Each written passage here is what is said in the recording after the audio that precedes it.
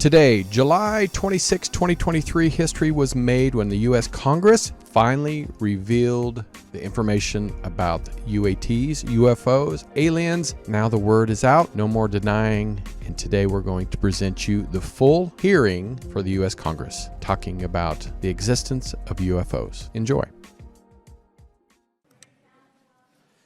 The subcommittee hearing on unidentified anomalous phenomena, or UAPs, will come to order. Welcome, everyone. Without objection, the chair may declare a recess at any time. Additionally, without objection, the following members are waived onto the subcommittee for the purpose of participating in today's hearing: Mr. Burchett of Tennessee, Ms. Luna of Florida, Mr. Getz of Florida, Mr. Burleson of Missouri, Mrs. Ocasio-Cortez of New York, and Mr. Ogles of Tennessee. Without objection, so ordered. For today's subcommittee hearing, both the chair and ranking member will have 10 minutes for opening remarks. We may both be giving some of those minutes to other members of our party. I'm now going to recognize myself for 10 minutes. I'm actually going to try to get out of here in about 4, and then we'll give it to some of my friends over here. Good morning and welcome to the most exciting subcommittee in Congress this week, the Subcommittee on National Security, the Border, and Foreign Affairs, for discussion of unidentified anomalous phenomenon. I'd like to thank the brave military pilots and personnel, such as the witnesses on the panel today, for sharing their stories on how they have engaged UAPs, which has brought attention to this matter. Curiosity and speculation from all walks of life have generated interest in studying what UAPs are and what threats they may pose. I will say that when I was younger in school, I read a book, a 1966 book called Flying Saucers, Serious Business, and for a while, when I was a little bit younger, I thought it was the most important issue out there.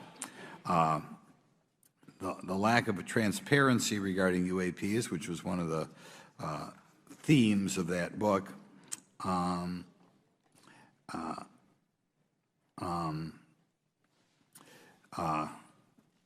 in any event, it's led to interest in studying what UAPs are and what threats they pose.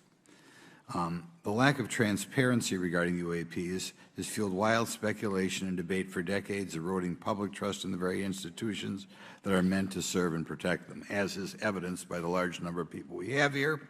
I also want to point out in 1966, President Gerald Ford claimed to have seen a UFO, and in 1969 in Georgia, Jimmy Carter claimed to have seen a UFO. So this has led Congress to establish entities to examine UAPs. The National Defense Authorization Act of 2022 established the All-Domain Anomaly Resolution Office, or AARO, to conduct or to coordinate efforts across the Department of Defense and other federal agencies to detect, identify, and investigate UAPs. However, AARO's budget remains classified, prohibiting meaningful oversight from Congress. In addition to AARO's efforts, NASA is leading an independent study on UAPs that will identify how UAP data is gathered from both civilian and government entities that can be analyzed to shed light on the topic. However, despite these offices being established, there lies a pressing demand for government transparency and accountability that cannot be overlooked, and that's been a problem that's been around for 50 years. The Biden administration handling of the Chinese spy balloon that violated U.S. airspace is one example how the government is not prepared for these. The Biden administration's description of events has shown that the government continues not to be forthright. Between the Chinese balloon being shot down and 2 UAPs subsequently shot down following the event earlier this year, the U.S. government spent $1.5 million in taxpayer dollars on missiles, yet we have seen little clarity from the Biden administration. We must demand transparency from the Department of Defense, our intelligence community, and our defense industry on the UAP work. We're going to ask some questions about that today. Congress recognizes the subject of UAPs is multifaceted and requires a careful, data-driven approach. Today, we'll see clarity from these witnesses' testimonies, or we'll seek clarity as to what can be done to improve reporting for military and civilians and remain committed to objective inquiry. Congress should work to ensure that knowledge is not driven by fear. Today, we are not just debating the existence of UAPs, we are deliberating on the principles that define our republic, which is a commitment to transparency and accountability. I look forward to hearing from our witnesses today. about ways we can improve government efficiency and openness when it comes to UAPs. I thank each of you for your presence here today and for your dedication to safeguarding the interests of the American people. I look forward to your testimony.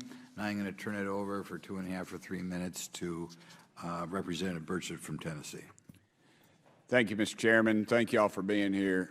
I want to thank everybody for making this happen today, and I want to remind everybody this is a nonpartisan issue. This has nothing to do with party politics. I think the cover-up goes a lot deeper than that. I also want to thank my colleagues, Representative Anna Paulina Luna, sitting beside me here, Jared Moskowitz, my friend across the aisle, has an incredible mind, and I'm anxious to hear his questions, my buddy Eric Burleson, and it's not in my notes here, but Matt Gates. If it hadn't been for Matt Gates, myself, him, and Luna would still be down at Eglin Air Force Base trying to get some answers. He's got an incredible legal mind. Also, I know I saw it in the crowd there, George Knapp, my buddy Jeremy Corbell. They're not witnesses, but they've provided some statements on this subject, and I seek unanimous consent to enter those statements into the record, Mr. Chairman. Without objection. Also, would like to enter in, I understand now that this is unclassified and it's public record, but as we all know, that's sometimes difficult for the public to get a hold of. A report, Defense Intelligence Reference Documents, Advanced Space Propulsion Based on Vacuum, Space-Time Metric Engineering, some light reading for some of our members. Without objection. Thank you. Mr. Knapp wrote, since 1969, the position of our military has been that UFOs pose no threat to national security and are not worthy of further study. I'd say that's the biggest understatement of the decade. He also goes on to talk about the dismissive attitude. It's at odds with what was revealed in documents, reports, and internal memos. And Mr. Cabral says, as he writes these words, the UFO is emerging as a major topic of global importance. I can state that as a fact. Out there, I met a fellow who came in here all the way from Denmark to be here for this meeting. So this is huge. This is worldwide. I think we suspect what's going on, but I'd also like to thank the members of Congress who have supported our efforts to make this hearing happen. Some have even confided to me that they've had UFO sightings of their own. Those members, of course, some of them wish to remain anonymous, and I'll keep it that way. But also, finally, I'd like to thank these three brave witnesses here. They took an oath. They took an oath to uphold the Constitution of the United States, and dadgummit, they're doing it. And we owe them a debt of gratitude.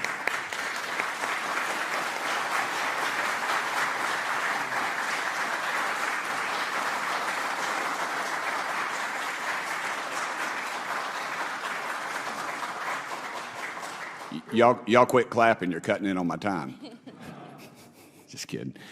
These folks, they've got nothing to gain from this, and I think you're going to find out that they've endured quite a few slings and arrows. We need to remember them in our prayers and their families. And I'm thankful to them for their honest testimonies.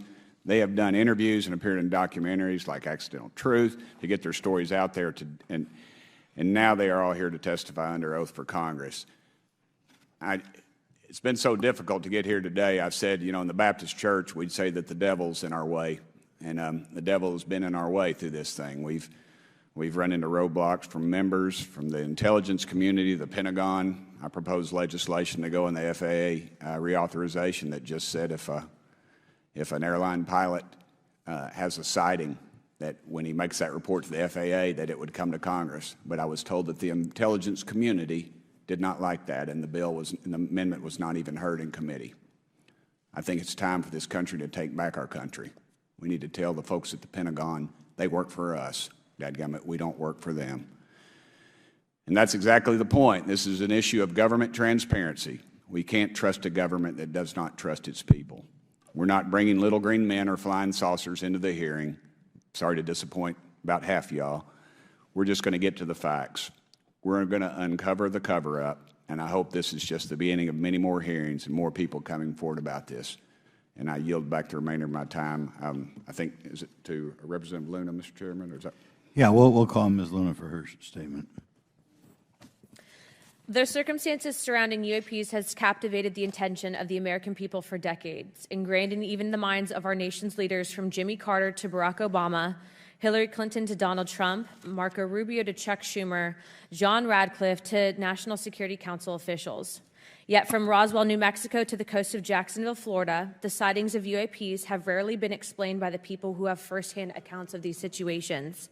This is largely due to the lack of transparency by our own government and the failure of our elected leaders to make good on their promises to release explanations and footage and mountains of overclassified documents that continue to be hidden from the American people. This isn't just how I feel. In fact, the American people largely believe that the government has actively covered up the truth about UAPs. One poll in particular found that 68% of Americans believe that the government is hiding information about UAPs and not being honest about what we know about them. And from my personal experience, I believe the same thing. Another poll found that nearly half Americans believe that the federal government is doing a very bad or somewhat bad job of dealing with reports of UFO sightings.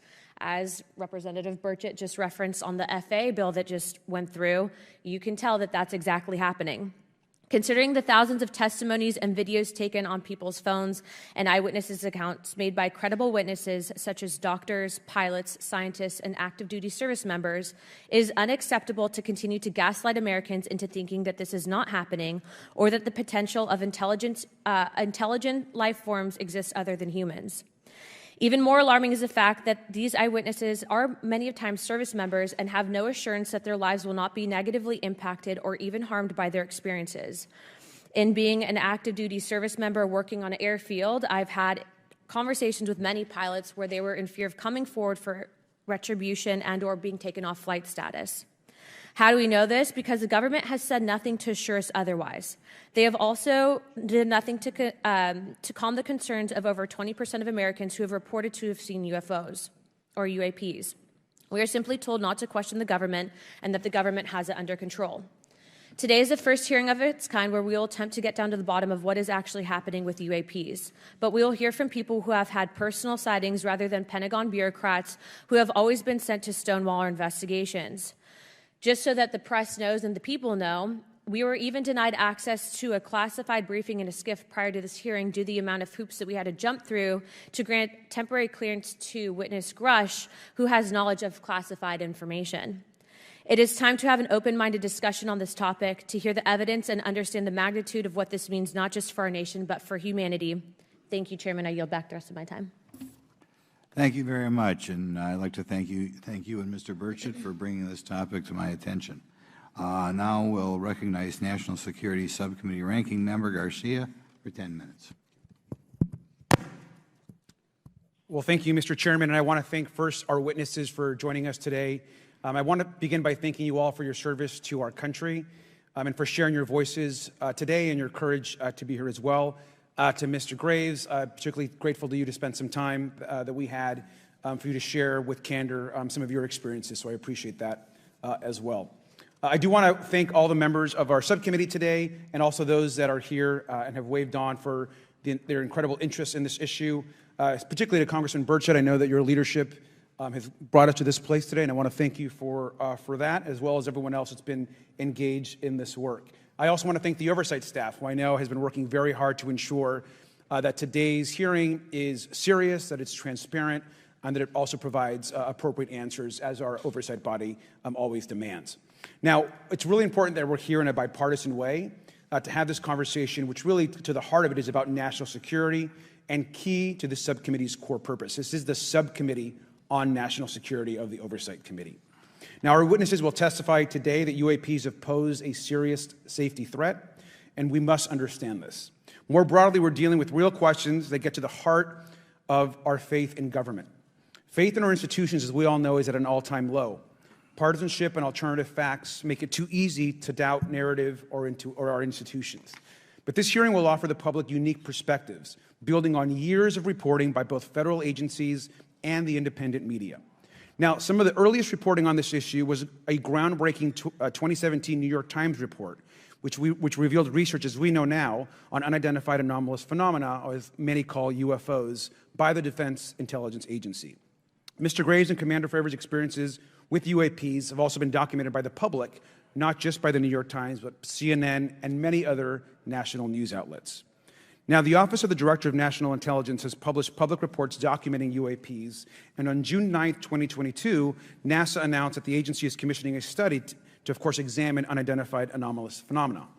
Now, the sheer number of reports, whistleblowers, and stories of unidentified anomalous phenomena should raise real questions and warrant investigation and oversight.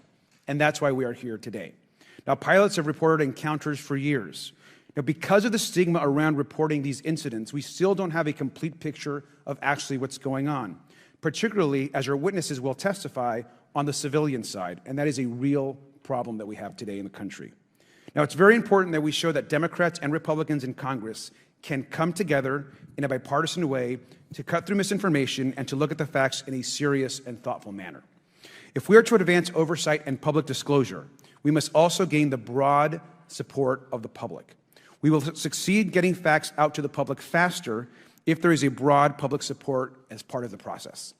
Now, I understand fully the Department of Defense is hesitant to share information that could also undermine our national security by revealing information on the capabilities of our own aircraft, our sensors, and other sensitive material. At the same time, many people believe that we're withholding information from them, and that is dangerous also. I believe in openness and transparency. That is also the role of Congress, and I want to trust that the American people will be able to weigh the evidence and make up their own minds.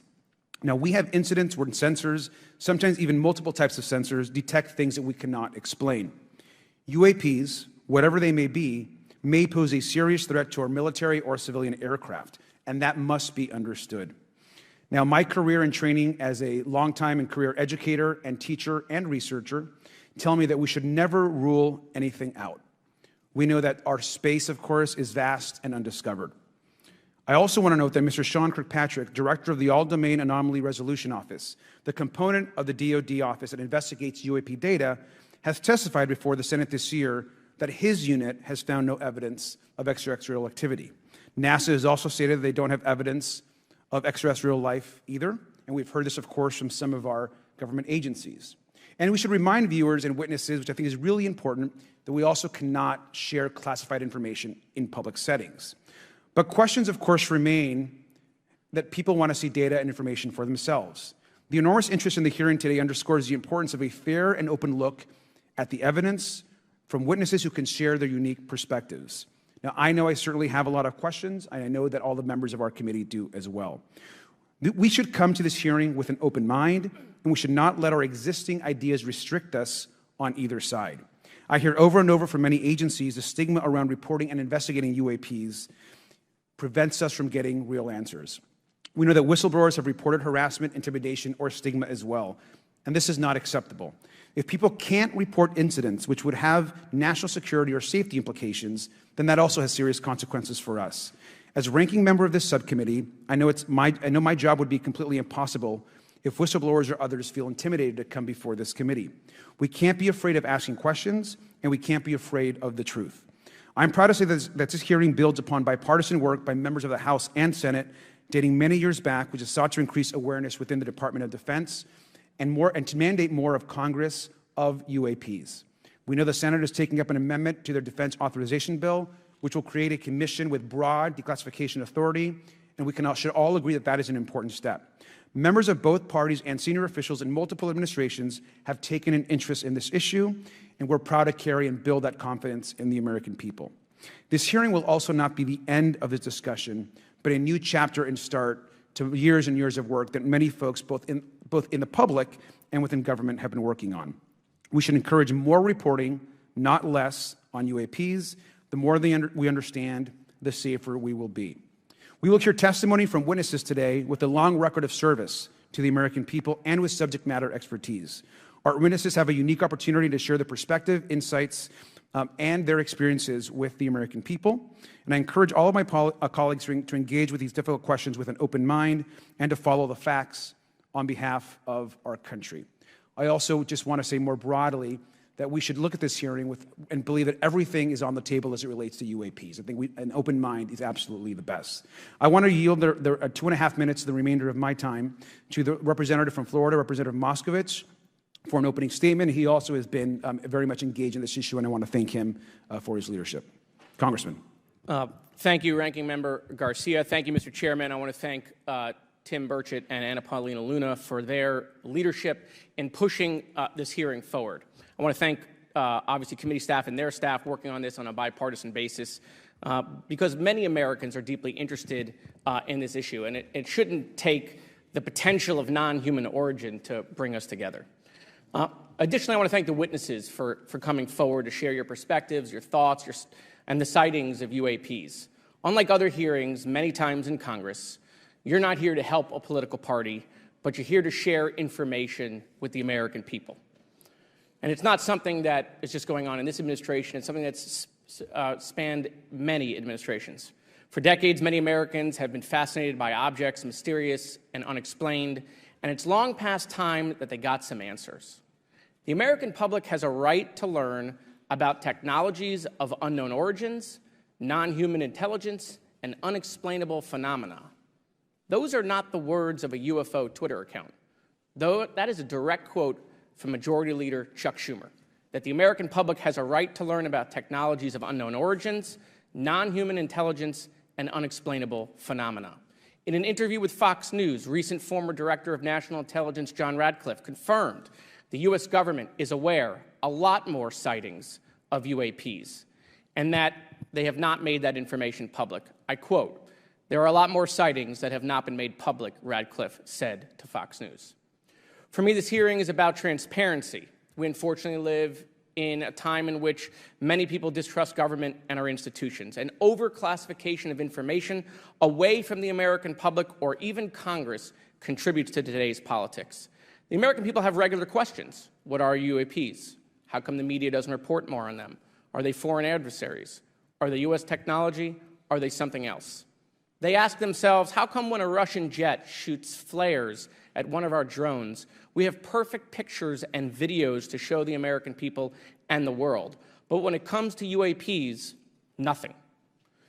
Of course, we must always protect our national security to maintain our superiority, like when stealth helicopters were only rumored to exist but were used in the Osama bin Laden raid in 2011.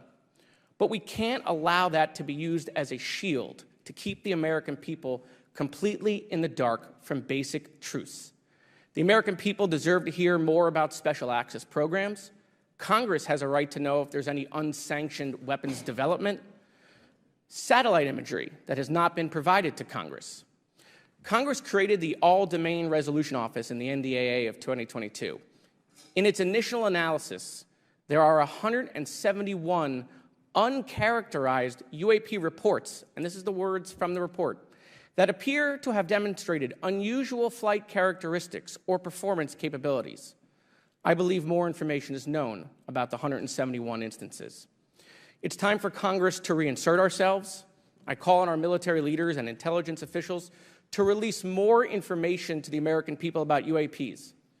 And to our military leaders, if there's nothing to conceal, let Congress go to Wright-Patterson Air Force Base, the Dugway Proving Ground, or even Groom Lake in Nevada. We should have disclosure today. We should have disclosure tomorrow. The time has come. Thank you, Ranking Member. Thank you, Mr. Moskowitz, and I would yield back now to our chairman. Thank you.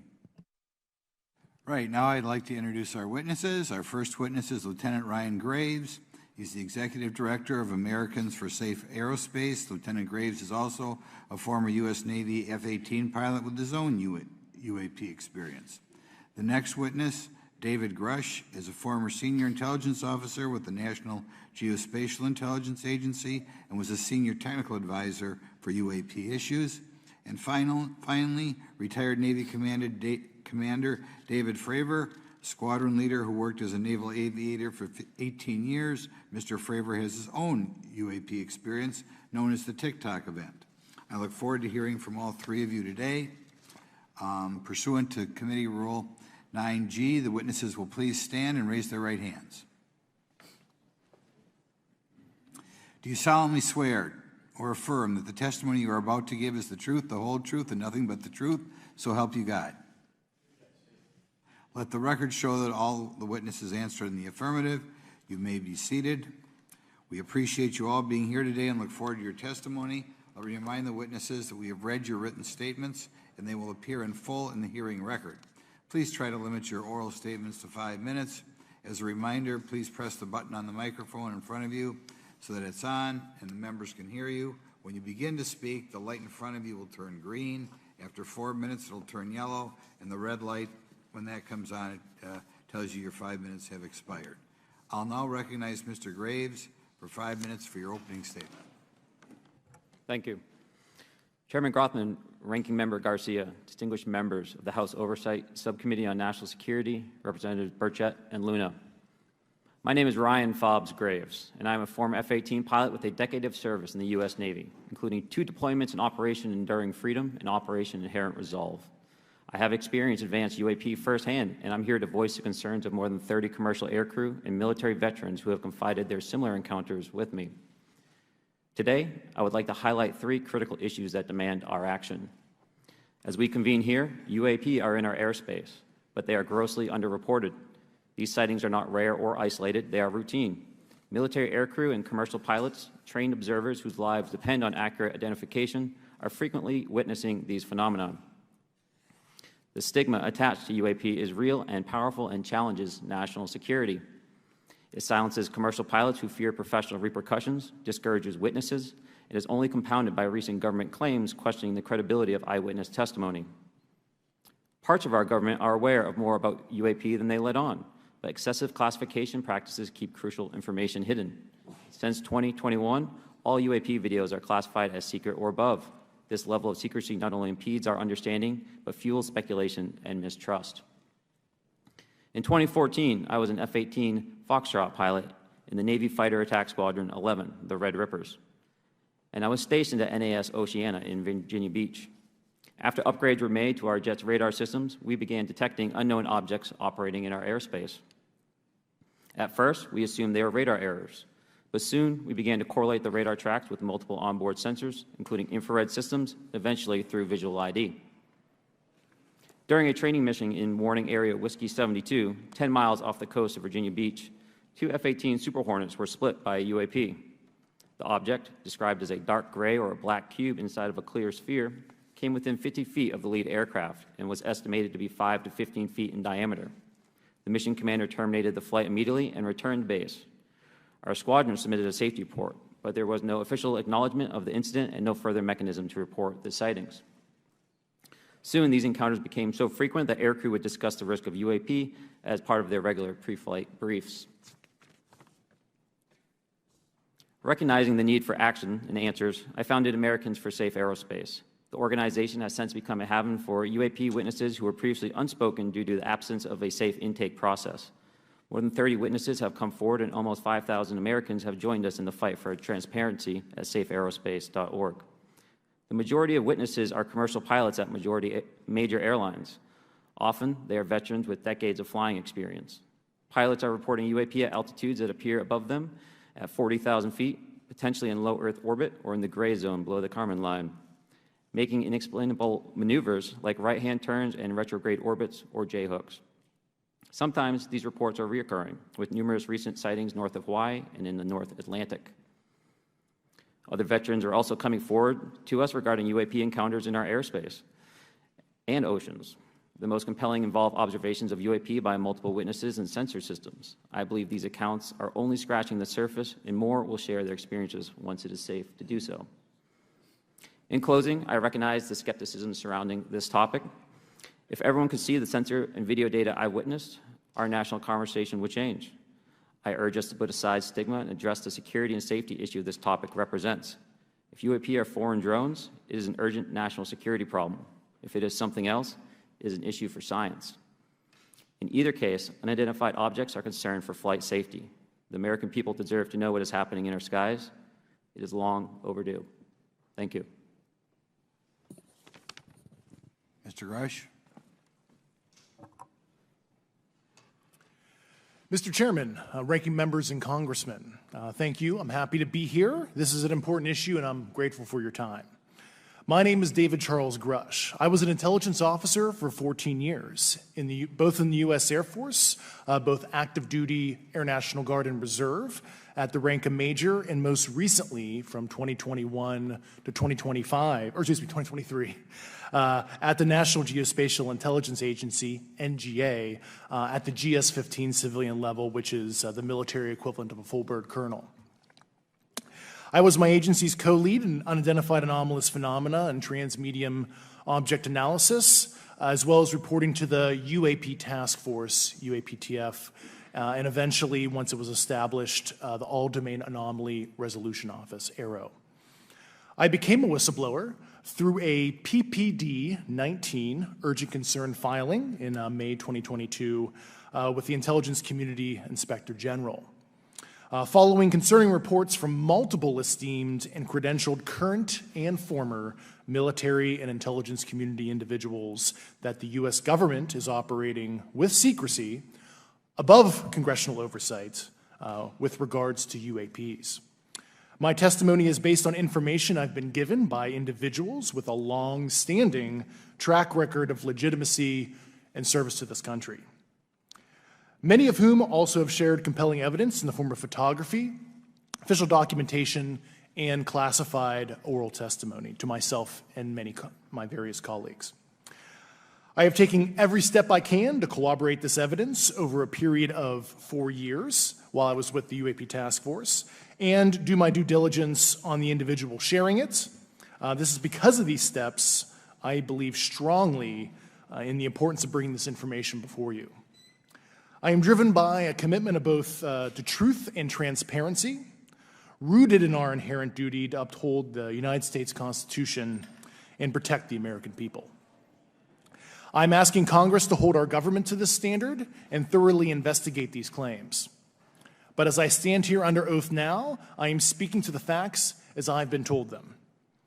In the U.S. Air Force, in my National Reconnaissance Office, NRO, reservist capacity, I was a member of the UAP Task Force from 2019 to 2021. I served at the NRO Operations Center on the Director's Briefing staff, which included the coordination of the Presidential Daily Brief and supporting variety of contingency operations, which I was the Reserve Intelligence Division Chief backup. In 2019, the UAP Task Force Director asked me to identify all special access programs and controlled access programs, also known as SAPs and CAPs, we needed to satisfy our congressionally mandated mission, and we were direct report at the time to the DepSecDef. At the time, due to my extensive executive level intelligence support duties, I was cleared to literally all relevant compartments and in a position of extreme trust, both in my military and civilian capacities. I was informed in the course of my official duties of a multi-decade UAP crash retrieval and reverse engineering program, to which I was denied access to those additional read-ons when I requested it. I made the decision, based on the data I collected, to report this information to my superiors and multiple inspectors general, and in effect becoming a whistleblower. As you know, I've suffered retaliation for my decision, but I am hopeful that my actions will ultimately lead to a positive outcome of increased transparency. Thank you, and I'm happy to answer your questions. Thank you. Commander Fravor? Thank you. Thank you, Mr. Chairman, Congressmen, Congresswomen. I want to first thank you for the invitation to speak to the committee on the UAP topic that has been in the news for the past 6 years and seems to be continuing to gain momentum. As you know, my name is David Fravor. I'm a retired commander in the United States Navy. In 2004, I was a commanding officer of Strike Fighter Squadron 41, the world-famous Black Aces. We were attached to Carrier Wing 11, stationed on board the USS Nimitz, and had begun a 2-month workup cycle off the coast of California. On this day, we were scheduled for a 2v2 air-to-air training with the USS Princeton as our control. When we launched off Nimitz, my wingman was joining up. We were told that the training was going to be suspended and we were going to proceed with real-world tasking. As we proceeded to the west, the air controller was counting down the range to an object that we were going to, and we were unaware of what we were going to see when we arrived. The controller had told us that these objects had been observed for over 2 weeks, coming down from over 80,000 feet, rapidly descending to 20,000 feet, hanging out for hours, and then going straight back up. For those who don't realize, above 80,000 feet is space. We arrived at the location at approximately 20,000 feet, and the controller called merge plot, which means that our radar blip was now in the same resolution cell as the contact. As we looked around, we noticed that we saw some white water off our right side. It's important to note that the weather on this day was as close to perfect as you could ask for off the coast of San Diego. Clear skies, light winds, calm seas, no whitecaps from waves. So the whitewater stood out in a large blue ocean. All four of us, because we were in F-18Fs, so we had pilots and Wizzo in the back seat, looked down a small, saw a white tic-tac object with a longitudinal axis pointing north-south and moving very abruptly over the water like a ping-pong ball. There were no rotors, no rotor wash, or any sign of visible control surfaces like wings.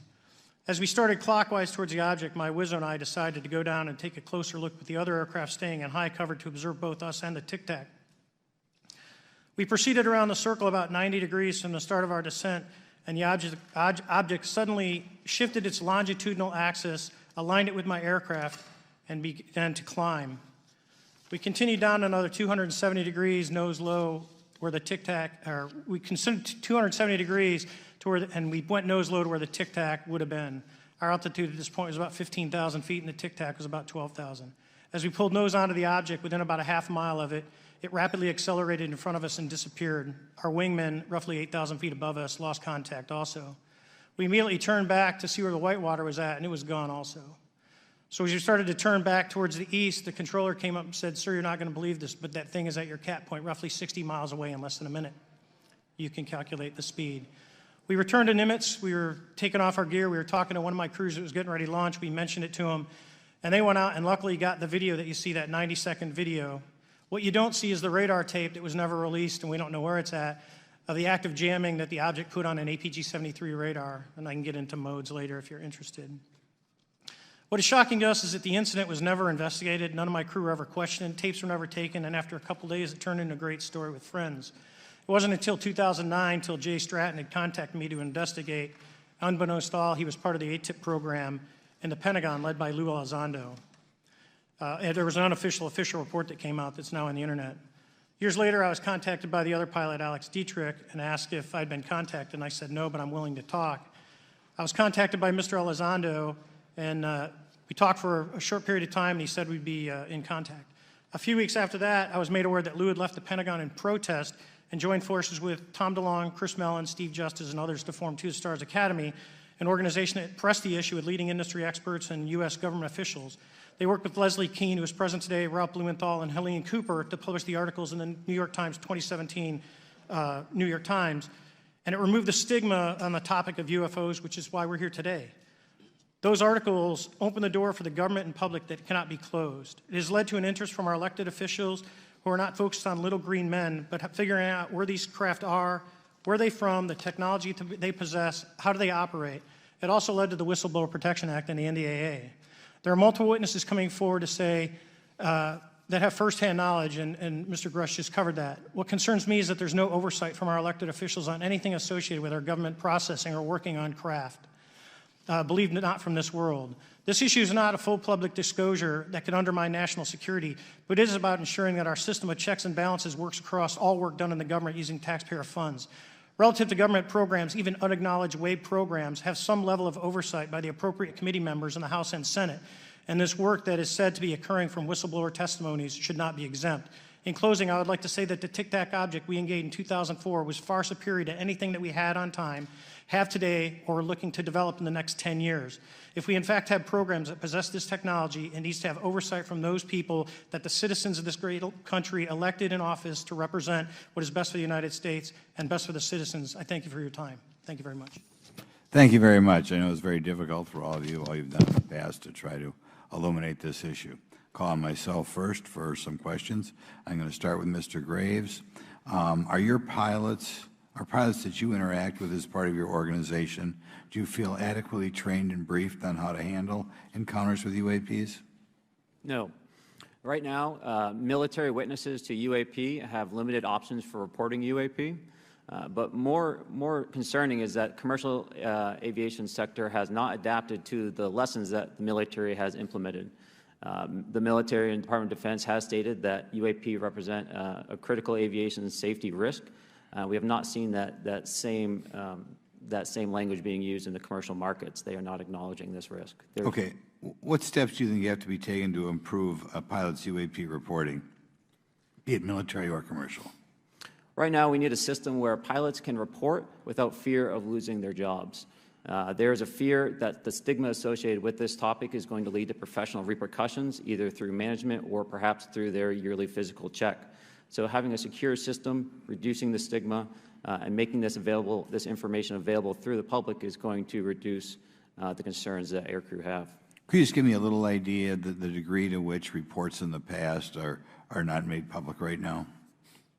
Well, I don't think there has been a proper reporting system to gather those reports and thus not report them.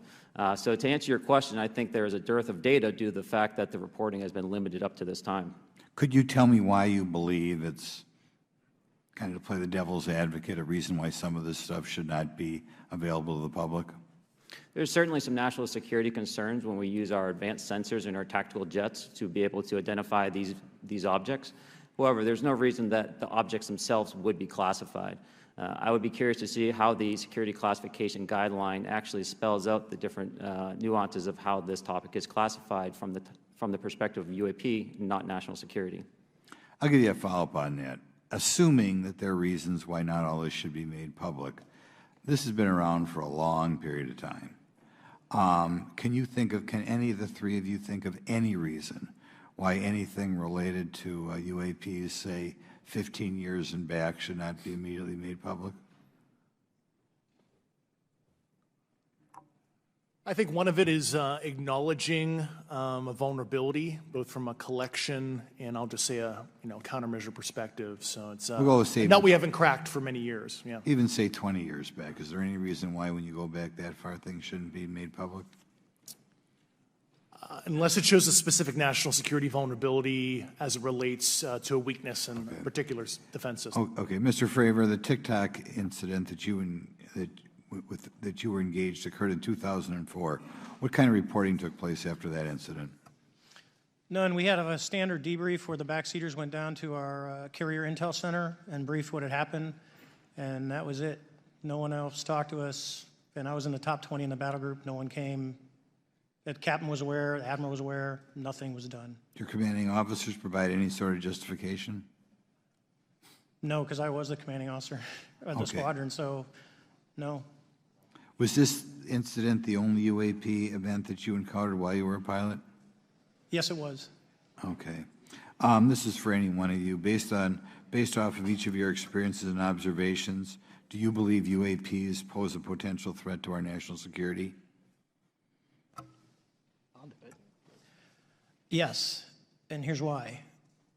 The technology that we faced was far superior than anything that we had, and you could put that anywhere. If you had one, you captured one, you reverse engineered it, you got it to work, you're talking something that can go into space, go someplace, drop down in a matter of seconds, do whatever it wants, and leave, and there's nothing we can do about it.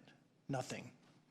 Okay. You two? Well, I would also like to add, from a commercial aviation and military aviation perspective, we deal with uncertainty in our operating space as a matter of our professional actions. Identifying friend from foe is very important to us. And so when we have unidentified targets and we continue to ignore those due to a stigma or a fear of what it could be, that's an opening that our adversaries can take advantage of. What steps should be taken to better understand and respond to UAP encounters in the interest of national security?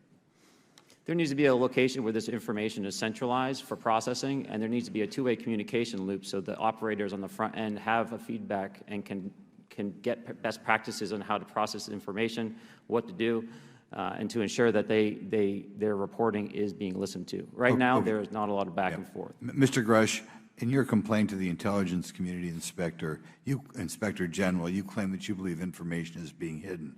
What kind of information do you think was hidden, and do you think it should remain hidden? Yes, I can speak to that very briefly in an unclassified manner. As you know, the preponderance of my complaint was classified to the intelligence communities. Both material acquisition and exploitation activity, also baselining the UAPs but not sharing it with intelligence professionals that are actually doing step briefs to pilots, that kind of information. Yeah. Okay. Thank you very much. Now we'll go to Mr. Garcia. Thank you. Again, thank you all for your service and for testifying today. Want to just talk about UAPs as it relates to what we're seeing in pilots' interaction with UAPs.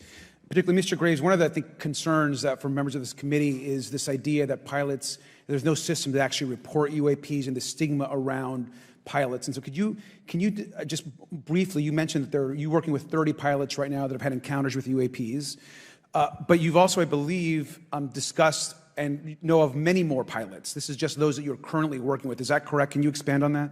Certainly. I'll break that down in two ways. First, when we were first experiencing these objects off the eastern seaboard in the 2014 to 2015 time period, anyone that had upgraded their radar systems were seeing these objects. So there was a large number of my colleagues that were detecting these objects off the eastern seaboard. They were further correlating that information with their other onboard sensors, and many of them also had their own eye sightings as well of these objects. Now, that was our personal firsthand experience at the time. Since then, as I've engaged this topic, others have reached out to me to share their experiences, both on the military side as well as the commercial aviation side. On the military aviation side, veterans that have recently got out have shared their stories and have expressed how the objects we were seeing in 2014, 2015 continued all the way to 2019, 2020, and beyond. And so it became a generational issue for naval aviators on the eastern seaboard. This was something we were briefing to new students. This is something that was included in the notice to airmen to ensure that there was no accidents. And now with commercial aviators, they are reaching out because they're having somewhat similar experiences as our military brothers and sisters, but they do not have any reporting system that they can send us to. And let me just add, both to Mr. Fravor as well as Mr. Graves, not having this system for reporting, would you both agree that is harmful to not just our national security interests, but to understand this phenomenon of what's happening with UAPs? I think it's actually a travesty that we don't have a system to correlate this and actually investigate. You know, so if you took the East Coast, you know, there's coastal radars out there that monitor our air defense identification zone, so out to 200 miles. They can track these, you know, so when you see them, they could actually go and pull that data and get maneuvering. And instead of just having the airplanes, there's other data sources out there. And I've talked to other government officials on this. So you need a centrally located repository that these reports go to. So if you just stuck it in DOD, you wouldn't get anything out of the Intelligence Committee because they have a tendency to not to talk. But if you had a central location where these reports would come in, not just military, but also commercial aviation, because there's a lot of that going on, especially if you talk to anyone that flies from here to Hawaii, over the Pacific, they see odd lights. So I think you need to develop something that allows you a central point to collect the data in order to investigate. Mr. Graves? I would concur with everything Mr. Fravor said. I'll continue to say that the commercial pilots that have reached out to me through Americans for Safe Aerospace are doing so because they don't feel there's another way for them to report this safety issue. And I think one of the clear outcomes of this hearing already is that there has to be a safe and transparent reporting process for pilots, both on the commercial side and the military side, to be able to report UAPs in a way that's also transparent, but also understands the scope of our national security interests and what may be classified or not. But I think there has to be some sort of system, and so that's something that I hope can be an outcome that this committee can work on. Is there anything else for the two of you briefly beyond this reporting system that you think that we can do as a government to encourage and facilitate more civilian reporting? I think we're doing it right now. Okay, great. I think this hearing is going to show the American people that their government takes this topic seriously. And how about civilians that may not be pilots? What kind of process could be in place for civilians who are not pilots, who may have UAP encounters? Do either of you have any suggestions that could facilitate that? My recommendations would be to make that a sensor-centric operation in order to make it as objective as possible. Okay. Sir, Mr. Fravor? No, I agree with Mr. Graves on that. Okay.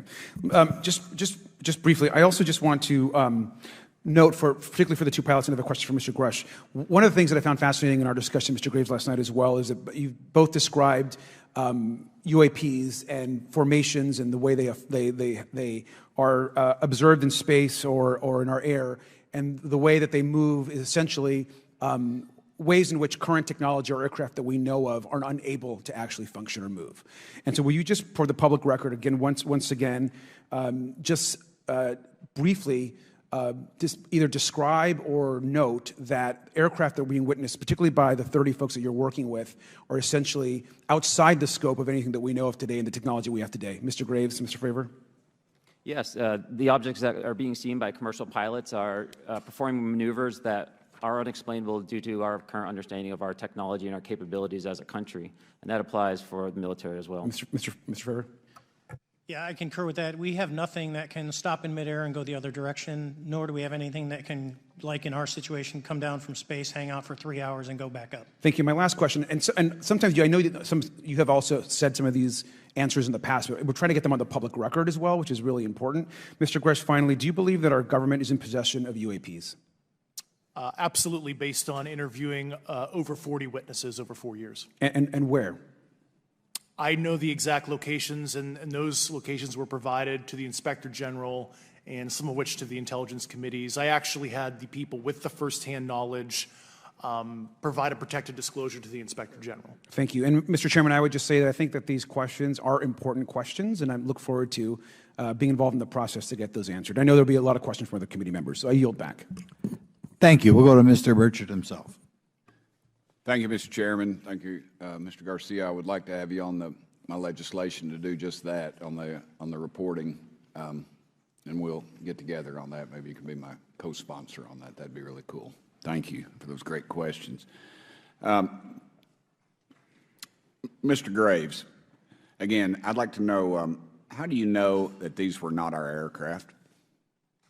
Some of the behaviors that we saw in a working area, we would see these objects being at 0.0 Mach, that's 0 airspeed, over certain pieces of the ground. So what that means, just like a river, if you throw a bobber in, it's going to float downstream. These objects were staying completely stationary in Category 4 hurricane winds. These same objects would then accelerate to supersonic speeds, 1.1, 1.2 Mach, and they would do so in very erratic and quick behaviors that I don't have an explanation for. Okay. Have you spoken to commercial and military pilots that have seen these off of our East Coast? I have. Okay. Mr. Favor, I noticed that in the Tic Tac video, it's Tic Tac like the candy, not TikTok like the Chinese Communist app. That's correct. Yes, sir. I just want to make that because my daughter corrected me on that and called me a boomer and said, "Hey, boomer," and I said, "No, baby, it's Tic Tac like the candy. You're going to have to just look it up." And but now I would also like to say today is a day of many firsts. It's a miracle that we're having this meeting, and it's also a miracle that my wife has put up with me for 9 years today. Today is my anniversary, so I want to tell my wife happy anniversary and that I love her very much. As she likes to say, this 9 years have been the best 2 years of her life. So thank you. Mr. Favor, what astonished you the most about the flight capabilities of these Tic Tac, very briefly?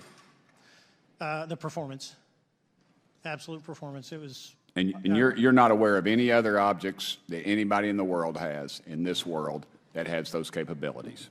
No, I think it's far beyond actually our material science that we currently possess. Are you aware of any other reconnaissance platforms that have tracked or recorded the Tic Tac's maneuvers, maybe the NORAD system or any of the others? I am not. Okay. Mr. Grush, thank you for being here, brother.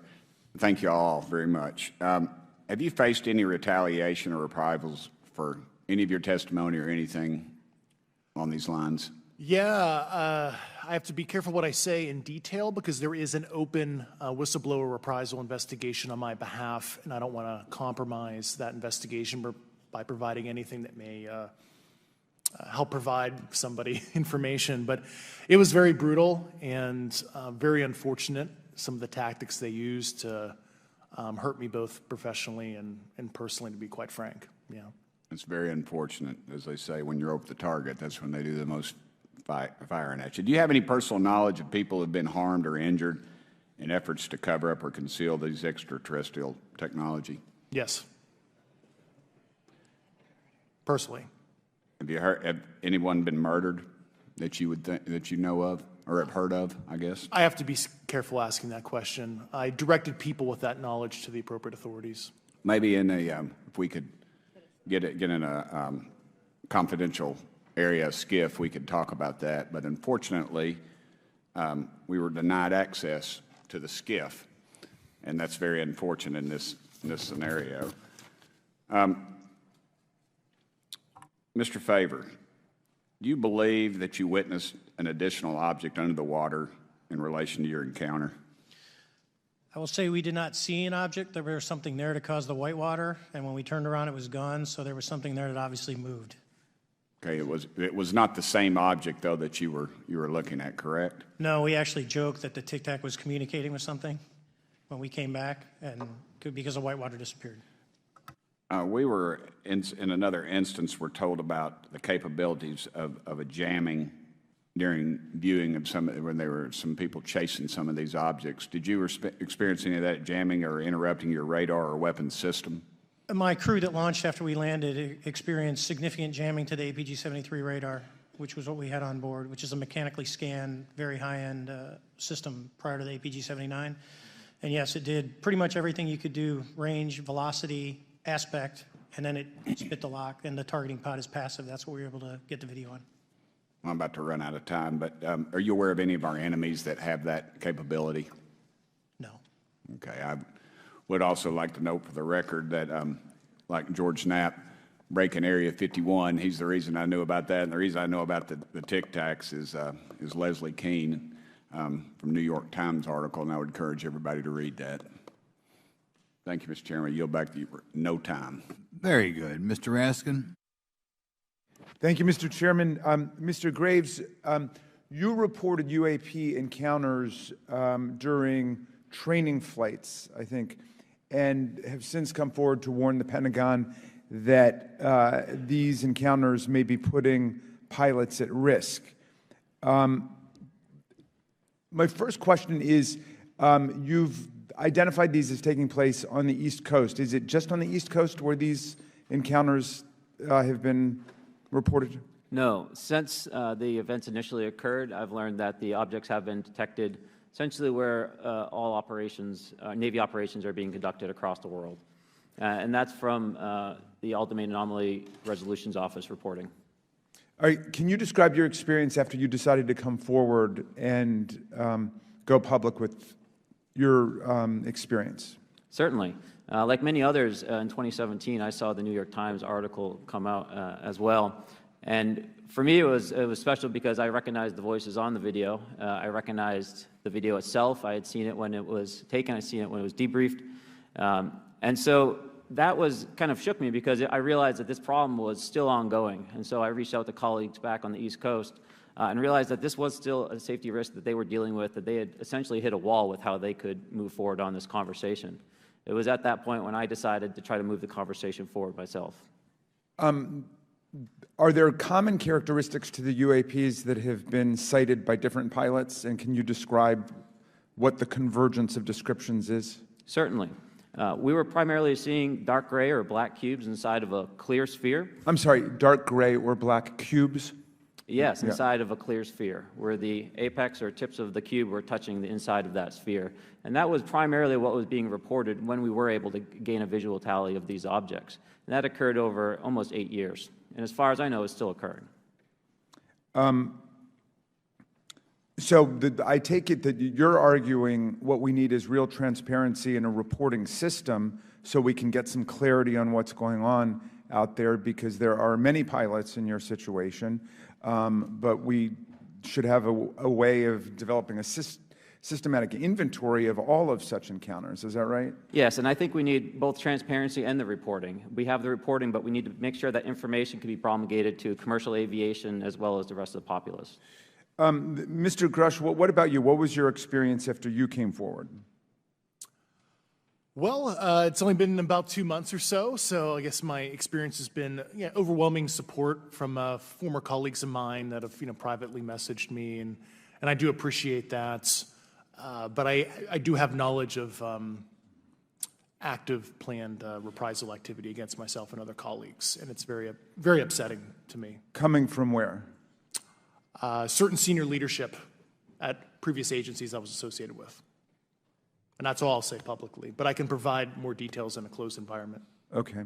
Well, I hope you understand that there would be bipartisan rejection of any attempt to vilify, demonize, or engage in other reprisals against our witnesses and people who are telling the truth from their perspective. Yeah, there were certain colleagues of mine that were brutally administratively attacked, and it actually makes me very upset as a leader to see that happen to other coworkers and actually superiors of mine over the last 3 years. How do you account for that response? That seems like a bizarre response. I call it administrative terrorism. That's their quiver, their tool in the toolbox to silence people, especially the career government service cares about their career, cares about their clearance, their reputation to climb the ladder. And when you threaten that career path, a lot of people back off. But I'm here to represent those people. So, Mr. Fravor, what about you? What has your experience been since you've come forward with your perspective on this? Actually, I've been treated very well. And the 6 people that were involved, myself included, all of them have or will be retiring from the military as 05s or 06s. And all my friends that are very senior, 3 and 4 stars, I've talked to them. They believe, they understand there's a problem. But no, I was actually treated really well. And what is your general interpretation of these phenomena, or what is your current thinking of trying to make sense of them? Well, I'll say, I'm not like a UFO fanatic. It's not me. But I will tell you that what we saw with 4 sets of eyes over a 5-minute period, still, there's nothing, we have nothing close to it. It was amazing to see. I told my buddy I wanted to fly it, but yeah, it's just an incredible technology. All right, Mr. Chairman, thank you very much. I'll yield back to you. Thanks. On to Ms. Luna. Mr. Grush, in speaking to you yesterday, I just wanted to follow up on Representative Raskin's questions. In the last couple of years, have you had incidences that have caused you to be in fear for your life for addressing these issues? Yes, personally. Okay. Yeah. I just want everyone to note that he's coming forward in fear of his life. To put in perspective, if they were really not scared about this information coming out, why would someone be intimidated like that? To your knowledge, are NHIs working with adversarial foreign governments in either technology exchange programs or back engineering programs? I don't have data on that. I'm not sure. Have you heard or you had people come forward to present that evidence? Not that particular evidence that you just espoused. Okay, on the 19th of April, Dr. Kirkpatrick, head of AARO, had said that he did not find any evidence of UAPs. You also stated that you had, in your interview, that you had briefed him on information that you were uncovering, but that he did not follow up with you. Were the items that you divulged to him pertinent to national security? Yes, him and I had a classified conversation in April 2022 before he took over AARO in July 2022, and I provided him some concerns I had. Do you know why he might not have followed up with you? Unfortunately, I cannot read his mind. I wish he did. I was happy to give sage counsel to him on where to look when he took the helm of AARO. Okay, and then my last question for you before I move to Mr. Graves is you received prior approval from the Defense Department to speak on certain issues, correct? Correct, through DOPSR, DoD Pre-Publication and Security Review, and I just want to remind the public, they're just looking from a security perspective. These are my own personal views and opinions, not the department's. Okay, I'm asking that, though, mainly because I think that there are many people that would like to discredit you, so it does bring a certain amount of credibility to your testimony. I'm required by law to do that as a former intelligence officer, or I go to jail for revealing classified information. Yeah, we don't want you to go to jail. My next question would actually be for Mr. Graves. Can you please explain to me in detail the event that occurred at Vandenberg Air Force Base? Certainly. In the 2003 timeframe, a large group of Boeing contractors were operating near one of the launch facilities at Vandenberg Air Force Base when they observed a very large 100-yard-sided red square approach the base from the ocean and hover at low altitude over one of the launch facilities. This object remained for about 45 seconds or so before darting off over the mountains. There was a similar event within 24 hours later in the evening. This was a morning event, I believe 8:45 in the morning. Later in the evening, post-sunset, There were reports of other sightings on base, including some aggressive behaviors. These objects were approaching some of the security guards at rapid speeds before darting off. And this is information that was received through one of the witnesses that have approached me at Americans for Safe Aerospace. Was this documented in any official form, whether it was a police blotter? Yes, they had official documentation and records from the event that the witness held over the years. And I'm not going to ask you to do it right now for time reasons, but you'd be able to sketch what was witnessed, correct? And have you seen that before on any other equipment and/or during your flight time?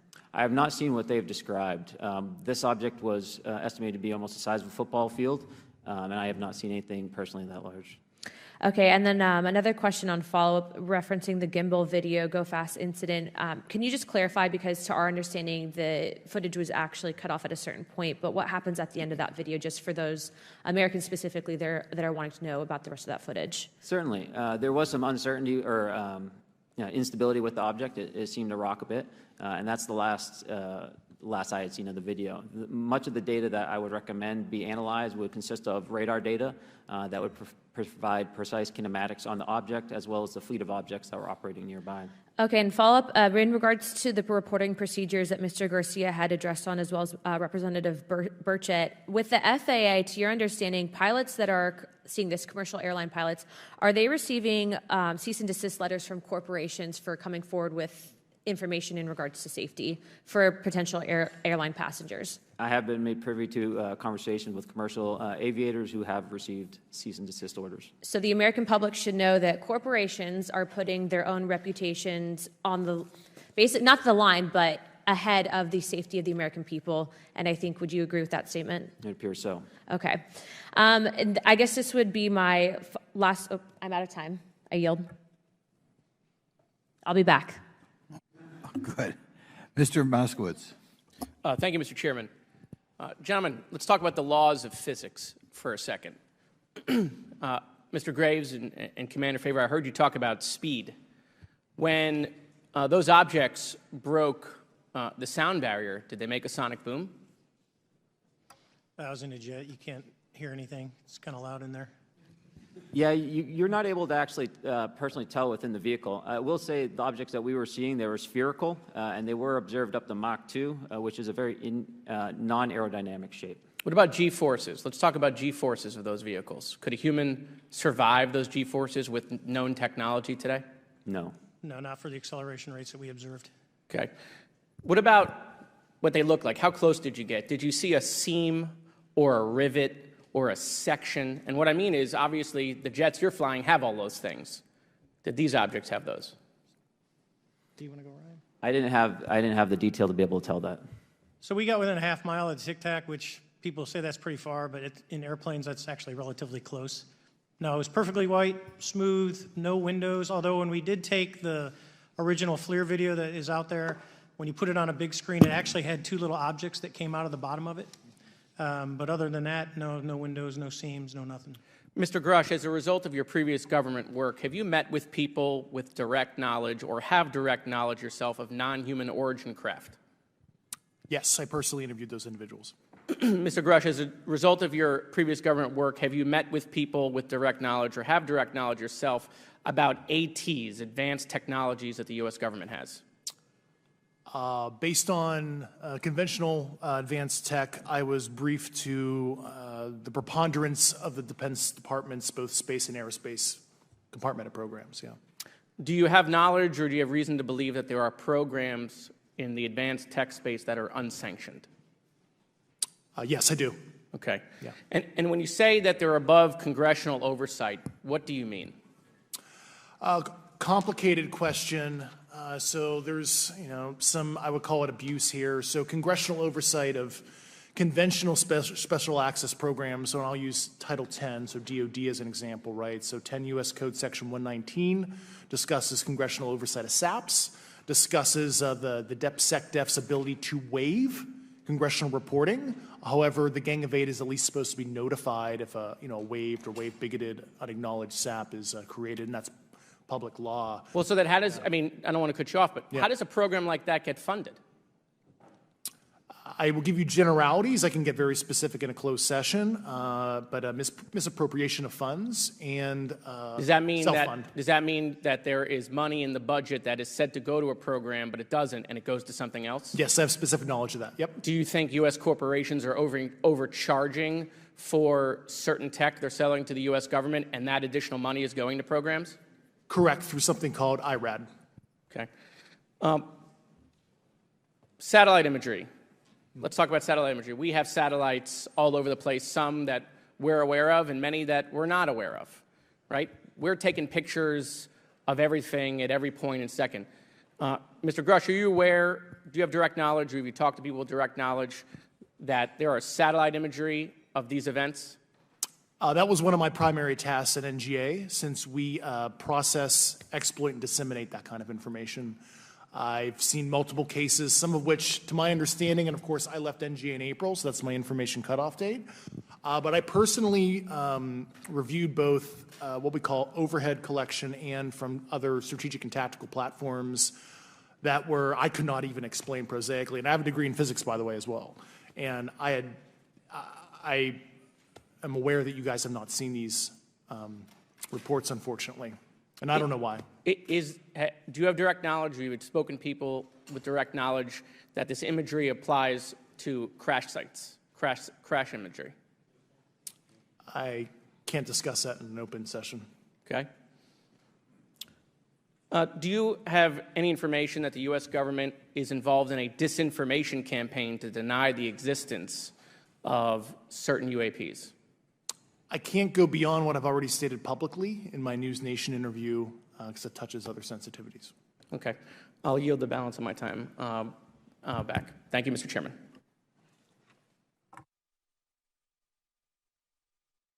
Ms. Fox? Thank you, Mr. Chairman, and I thank our witnesses for being here today. Mr. Garouche, in your sworn testimony, you state that the United States government has retrieved supposedly extraterrestrial spacecraft and other UAP-related artifacts. You go so far as to state that the U.S. is in possession of, quote, non-human spacecraft, end quote, and that some of these artifacts have circulated with defense contractors. Several other former military and intelligence officials have come forward with similar allegations, albeit in non-public settings.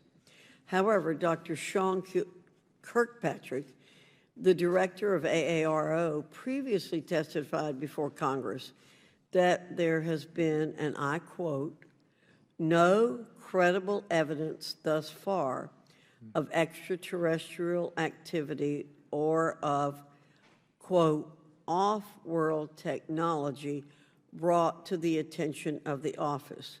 To your knowledge, is that statement correct? It's not accurate. I believe Dr. Kirkpatrick mentioned he had about 30 individuals that have come to AARO thus far. A few of those individuals have also come to AARO that I also interviewed, okay, and I know what they provided Dr. Kirkpatrick and their team. Okay. I was able to evaluate that information. I need to go on. Sure. But my understanding that his statement is accurate, came from a direct quote. And this contradiction is a perfect example of why we need to inject transparency into our government. And for another example, look no further than the pitiful response to the Chinese spy balloon debacle earlier this year. You may remember the mass confusion that ensued when the balloon was first spotted over Montana, 4 days after it first entered U.S. airspace over Alaska. The Biden administration's initial inability to address the object grew into a continuous series of embarrassments. After news of the balloon reached the mainstream media, we were assured that the balloon posed no threat to our security. However, after the balloon was allowed to transit the entire continental United States, fighter jets were scrambled off the coast of South Carolina to shoot it down. This flip-flopping and obfuscation caused needless confusion, fear, and panic across the country. It's my hope, Mr. Chairman, that this sort of confusion will not be repeated. We should investigate the extent to which elements of our government possess or do not possess information that is of critical value to the American people. We owe it to the citizens of this nation to make sure that our government is transparent and accountable. We must make sure that our government provides answers, and Congress must do its duty to solicit those answers. With that, Mr. Chairman, I yield back. Yeah, Mr. Frost. Thank you, Mr. Chairman. In 2022, NASA announced that it was commissioning an independent study team to examine UAPs. The NASA team is comprised of scientists across different fields, as well as former astronauts and pilots. In May, the independent study team held its first public meeting, which included the perspectives from NASA senior leaders, as well as perspectives from the Department of Defense and intelligence agencies. The NASA study team is also expected to release its first report pretty soon, and I think it's safe to say that we all eagerly await its results. Mr. Graves, how might NASA's research influence the commercial industry regarding safety in UAP? I think NASA has a big role to play as far as commercial aviation safety, and it's one of their original charges as an organization. One of the recommendations that have been put forward is to utilize their existing aviation safety reporting system to serve as a short-term fill and trusted platform for pilots that want to report on UAP. It also has built-in analytics capability and is funded by Congress. Gotcha. And also, Mr. Graves, are there any other industries that may be influenced by the NASA research on UAPs? And if so, how so? Well, I think there is a large swath of commercial capabilities that could be brought to bear on this topic, from space-based or ground-based sensor systems that are available open source or through commercial marketplaces. And I think NASA's work, as they work to identify and highlight specific parameters that can be found, we can take that information and promulgate this through the public sector so that we can have a more open conversation about what we're seeing. Yeah, you know, in 2020, the Department of Defense released several videos of UAPs, including Mr. Freyer's experience, U.S. Navy pilots that recorded footage. In 2021, the Office of the Director of National Intelligence released a preliminary report on UAP events. NASA Administrator Bill Nelson stated that NASA would begin to investigate these events. In fact, I sit on Science, Space, and Technology Committee, and when we were doing a hearing with the NASA Administrator Bill Nelson, I asked, you know, why NASA needed to be fully funded, and there were many great reasons, but one of them was actually had to do with UAPs. He actually mentioned, you know, is there life out there? I don't know. And so either way, these actions ultimately led NASA to assemble the independent study team that I mentioned earlier. Also in 2021, Harvard University stood up the Galileo project to research and examine the origins of UAP. So it seems like both, you know, from NASA and in the higher education community, because of the work that y'all have done and people standing up, you know, I think we're seeing some of that stigma slowly going away. Mr. Freyer, do you believe that military pilots feeling empowered to share their UAP experiences has directly impacted the scientific community's research goals on this topic? I would say yes. I would say that, you know, starting in 2017, when it actually came out, it took that stigma away. I mean, I've talked to multiple senators who said prior to that, if you'd have mentioned UAP, you'd have been laughed off the hill. And now we're sitting here today for a public testimony on what's actually going on. You know, I'm hoping that this curve will be more of an exponential and we'll get more and more transparent to the level that we can. Yeah, I mean, it's important. I couldn't imagine, you know, I'm not a pilot, but I used to fly gliders in Civil Air Patrol. Huh? Yeah. Pilot? I mean, you know. And so either way, I mean, I couldn't imagine, you know, being in the glider and seeing something and then not feeling like I had the agency to talk about it. Mr. Graves, can you discuss the importance of seeking scientists to sit on your advisory board? Absolutely. I think ultimately this is going to be a scientific problem. And not only that, it's also an engineering problem. I've been working with the American Institute of Aeronautics and Astronautics to help them stand up a UAP integration committee to help integrate their engineering prowess into this problem. And so, yes, very much, I think this is an engineering and scientific problem as much as a national security problem. And how might Congress help to facilitate partnerships between the scientific community and the UAP focus groups within government? Well, I think one of the things they can do is to have these types of hearings to communicate to the public that this is a topic of interest. I think that there is a pseudo-market, if you will, of interested capabilities and talent that want to approach this topic, and we're seeing that start to grow now. So I think continued conversation, reduction of stigma is going to allow that to flourish and allow answers to help generate themselves. 100%. Well, thank you all for being here, and thank you for your work. I think it's important that we keep our top scientific minds focused on this issue and look for ways to increase collaboration. Thank you so much. I yield back. Mr. Comer. Thank you, Mr. Chairman. Let me say I want to thank you for having this hearing, and I want to thank Mr. Burchett and Ms. Luna for leading this hearing. And with that, I yield my 5 minutes to Mr. Burchett. Thank you, Mr. Chairman. I'm going to direct this, I believe, to Mr. Grush, but if any of you all feel like you need to jump in, just jump right in. We're good. Has the U.S. government become aware of actual evidence of extraterrestrial, otherwise unexplained forms of intelligence? And if so, when do you think this first occurred? I like to use the term non-human. I don't like to denote origin. Keeps the aperture open, both scientifically. Right. Certainly, like I've discussed publicly previously, 1930s. Okay. Can you give me the names and titles of the people with direct firsthand knowledge and access to some of these crash retrieval programs, and maybe which facilities, military bases that the recovered material would be in? And I know a lot of Congress have talked about we're going to go to Area 51, and and there's nothing there anymore anyway. It's just and we move like a glacier. And as soon as we announce it, I'm sure the moving vans would pull up. But please. I can't discuss that publicly, but I did provide that information both to the Intel committees and the Inspector General. And we could get that in the SCIF if we were allowed to get in a SCIF with you. Would that be probably what you would think? Sure, if you had the appropriate accesses, yeah. What special access programs cover this information, and how is it possible that they have evaded oversight for so long? I do know the names. Once again, I can't discuss that publicly and how they've evaded oversight. In a closed setting, I can tell you the specific tradecraft used. All right. When do you think those programs began, and who authorized them? I do know a lot of that information, but that's something I can't discuss publicly because of sensitivities. All right. If any of y'all want to jump in on any of this, you're more than welcome to. What level of security clearance is required to fully access these programs? Well, anybody who has... and I say that because myself, Representative Gates and Representative Luna were basically turned away at one point at Eglin. So please go right ahead.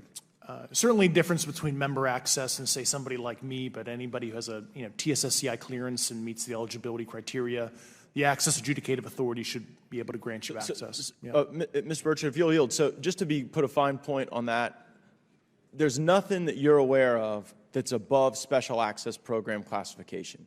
It's a misnomer that there's anything actually above top secret. Executive Order 13526 delineates the classification levels. Right, but I draw a point on that because we can have access to those programs, and so the notion that we're not being given that access sort of defies our typical muscle memory here in Congress. Thank you, Mr. Burchett. I'll yield back to you. Thank you, Mr. Gates. Along those lines, Title 10, you may not know this or not, but Title 10 and Title 50 authorization, they seem to say they're inefficient. So who gets to decide this, in your opinion, in the past? It's a group of career senior executive officials. Okay, are they government officials? Both in and out.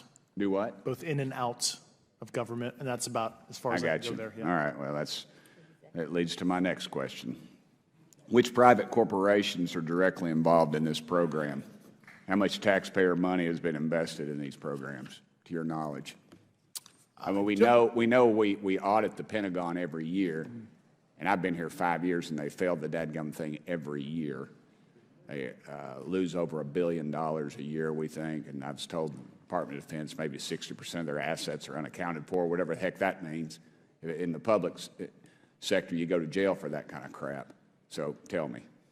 Yeah, I know when I'm $1 off of my DTS travel voucher, I get hammered, but it seems like it doesn't work the other way. If you sell over $600 worth of stuff on eBay, now you get a call from the IRS. So please. What corporations? Yeah, I don't know the specific metrics towards the end of your question. The specific corporations I did provide to the committees in specific divisions, and I spent 11 and a half hours with both Intel committees. So. Okay. Has there been an active U.S. government disinformation campaign to deny the existence of unidentified aerial phenomena?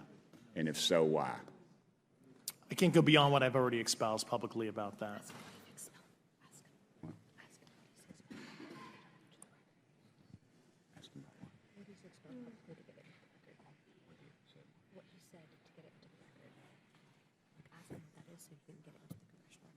Okay, I've been told to ask you what that is and how to get it in the record. What have you stated publicly in your interviews for the congressional record? If you reference my News Nation interview, and I talk about a multi-decade, campaign to disenfranchise public interest, Sorry, Basically. Mr. Chairman, I've gone. Yeah. Thank you. I apologize, Mr. Chairman. I yield back negative 21 seconds. Thank you. Ms. Ocasio-Cortez. Thank you, Mr. Chairman, and thank you to our witnesses for coming here today. I do concur with the ranking member as well as several other members here on this committee that this is a committee for whistleblowers and for the protection of whistleblowers as well. So we understand what you're putting on the table here and what you're putting on the line here, and we thank you for that. Mr. Grush, you sat on the Unidentified Anomalous Phenomenon Task Force created in the 2020 NDAA, correct? Yes. There have been some things that have been mentioned here during this hearing that I wanted to pick up on. Mr. Graves, you mentioned specifically during the answers to one of your questions, you named Boeing contractors being engaged in an incident regarding this red cube about a football field wide. I was wondering if you could speak a little bit about the interaction, or Mr. Grush, either of you, the interactions between defense contractor companies and any UAP-related programs or activities. So I'll just say that the information about the contractor himself were provided by a witness, and I have no particular detail in that relationship. Mr. Grush. The kind of general unclassed wave tops, certainly the contractors, are the metal benders, so to speak, they're the ones actually doing specific performance on government contracts. Are they required to issue any disclosure regarding UAP sightings, or do they engage in any reporting around this? In terms of the contractors? Yes. Not that I'm aware of. They do not. Okay. Now, when it comes to notification that you had mentioned about IRAD programs, we have seen defense contractors abuse their contracts before through this committee. I have seen it personally, and I have also seen the notification requirements to Congress abused. I am wondering, one of the loopholes that we see in the law is that there is, at least from my vantage point, is that depending on what we're seeing, is that there are no actual definitions or requirements for notification. What methods of notification did you observe? Like when they say they notified Congress, how did they do that? Do you have insight into that? For certain IRAD activities, I can only think of ones conventional in nature. Sometimes they flow through certain, I'll just say, SAP programs that have cognizant authority over the Air Force or something, and those are congressionally reported compartments, but IRAD is literally internal to the contractor, so as long as it's money, either profits, private investment, et cetera, they can do whatever they want. To put a finer point on it, when there is a requirement for any agency or company to notify Congress, do they contact the chairman of a committee? Do they get them on the phone specifically? Is this through an email to hypothetically a dead email box? A lot of it comes through what they call the PPR, Periodic Program Review process, if it's a SAP or Controlled Access Program Equity, and then those go to the specific committees, whether it be the SAS, CASC, HISI. Thank you. I apologize. My time is limited. Mr. Graves, one of your main concerns is that the FAA currently does not have an official process to receive reports of UAP from pilots or others, correct? Correct. And in your experience, what data should the ARROW program prioritize for potential collection? We have, location, date, time, but are there other specific characteristics that should be included in these reports? Certainly. I think that there's two categories that would be important. One would be kinematics and understanding the specifics of how the vehicle or objects are moving. And the second would be a more zoomed out approach of being able to look at origin and destination before the incident, as well as getting a better contextual understanding of how these objects are interacting with each other. Mm-hmm. Thank you. Now, because I only have a minute left, I apologize, we only have 5 minutes today, but for the record, if you were me, where would you look? Titles, programs, departments, regions, if you could just name anything. And I put that as an open question to the three of you. I'd be happy to give you that in a closed environment. I can tell you specifically. Thank you. Commander Fravor? I would say, and I've told people that you have to know where to look. They're not going to divulge it to you because of the classification levels. But if you know where to look and who to talk to, which is exactly what Mr. Grush can point you, then you have them. Okay. Mr. Graves? I was an operator, so I was depending on folks like Mr. Grush to do that homework. Okay. Thank you very much. I yield back to the chair. Mr. Biggs? Thanks, Mr. Chairman. I thank the witnesses for being here today. I'm over here. Thank you so much for being here. I want to get into specifics here, and the reason I'm going to go this way is because you've talked a bit about what I would call misdirection by official U.S. government with regard to UAPs, right? And so I'm going to get to that in a second. But last week, White House NSC spokesman John Kirby stated that UAPs are having an impact on our training ranges and need to be treated as a legitimate issue. Do you concur with his statements? That's for each of you. Yes. Yes. Yes. Okay. Now, having said that, I'm going to take you to specific instances around the Phoenix Valley, because that's where I live.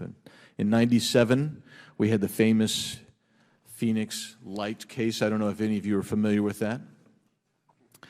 There were two things that went along with that, and the explanation was military training range off Luke and the Barry Goldwater Range. Do you know anything different other than the official explanation of those lights?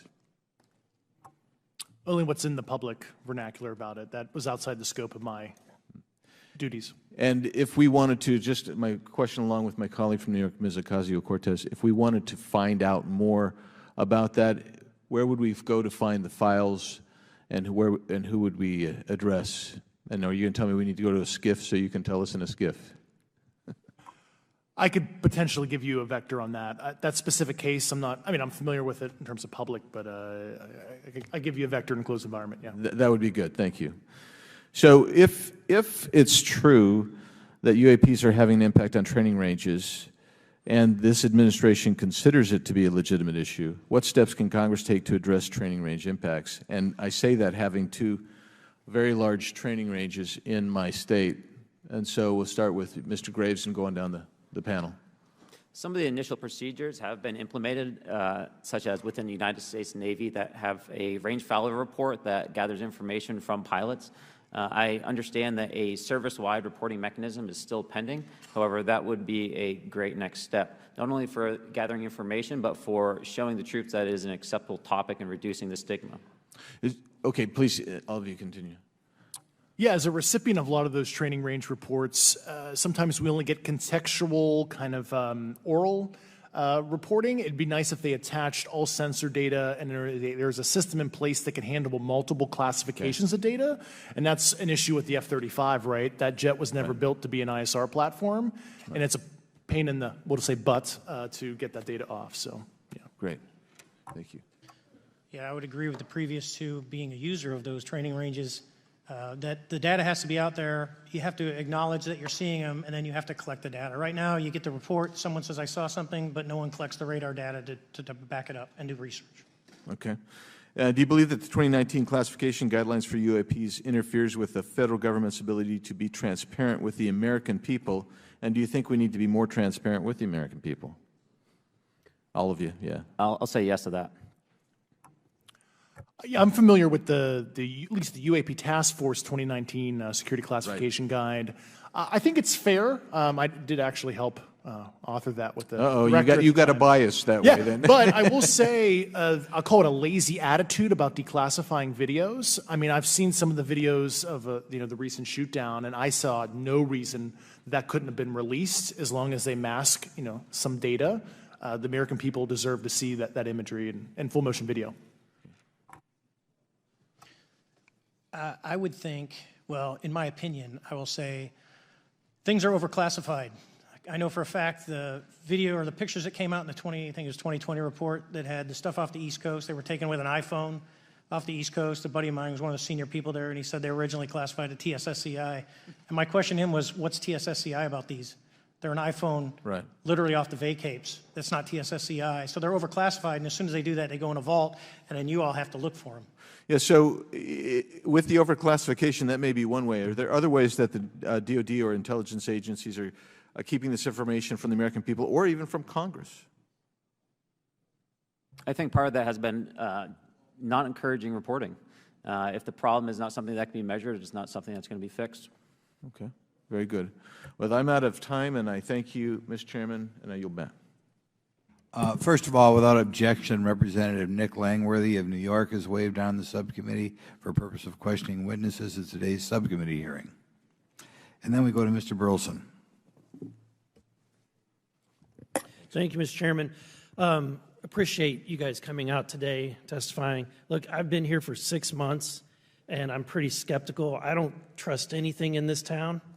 And so I think that's because I'm from Missouri. You've got to show me, right?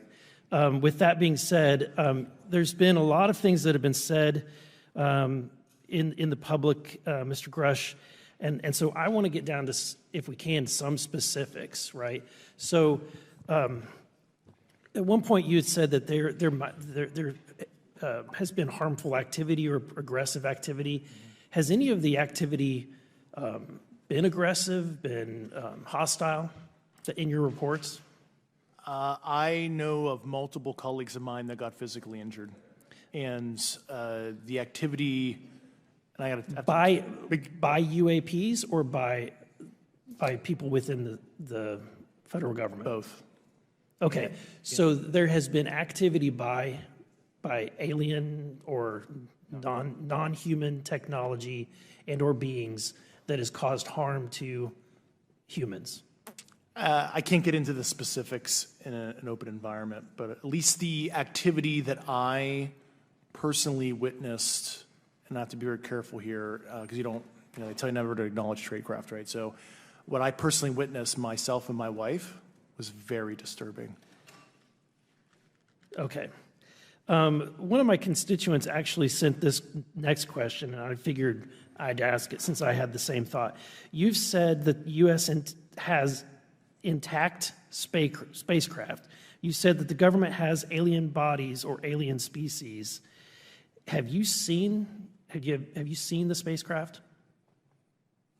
I have to be careful to describe what I've seen firsthand and not in this environment, but I could answer that question behind closed doors. Yeah. And have you seen any of the bodies? That's something I've not witnessed myself. Okay, and so with that being said, the other statement that has been made that was intriguing to me it's intriguing because my view has been that we are billions of light years away from any other system. And the concept that an alien species that's technologically advanced enough to travel billions of light years gets here and somehow is incompetent enough to not survive Earth or crashes is something that I find a little bit far-fetched. And with that being said, you have mentioned that there's interdimensional potential. Could you expound on that? Yeah, to answer your first question, and I'm here as a fact witness and expert, but I will give you a theoretical framework, at least to work off, to kind of espouse crashes, regardless of your level of sentience, right? Planes crash, cars crash, n number of sorties, however high, a small percentage are going to end in mission failure, if you will, as we say in the Air Force. And then in terms of multidimensionality, that kind of thing. The framework that I'm familiar with, for example, is something called the holographic principle. It derives itself from general relativity and quantum mechanics, and that is, if you want to imagine a 3D object such as yourself casting a shadow onto a 2D surface, that's the holographic principle. So you can be projected, quasi-projected from higher dimensional space to lower dimensional. It's a scientific trope that you can actually cross, literally, as far as I understand, but there's probably guys with PhDs that we could probably argue about that. But you have not seen any documentation that that's what's occurring? Only a theoretical framework discussion, yes. Okay. Okay. Occam's razor is that these aircraft, have they been identified that they are being produced by domestic, military and contractors? Is there any evidence that that's what's being recovered? Not to my knowledge, plus the recoveries predate a lot of our advanced programs that I previously am witting of. So, would it be safe to say that there could be a scenario today where you have an aircraft that crashes and because it's been involved in one program from one federal agency, but the agency that retrieves it is not aware of that program, and to them it appears alien in origin? I mean, that's a hypothetical situation. I'm not aware of any historical situation that would match that you described. So you're not aware? It has not happened that you're aware of? That I'm aware of. Thank you, Mr. Chairman. I yield back.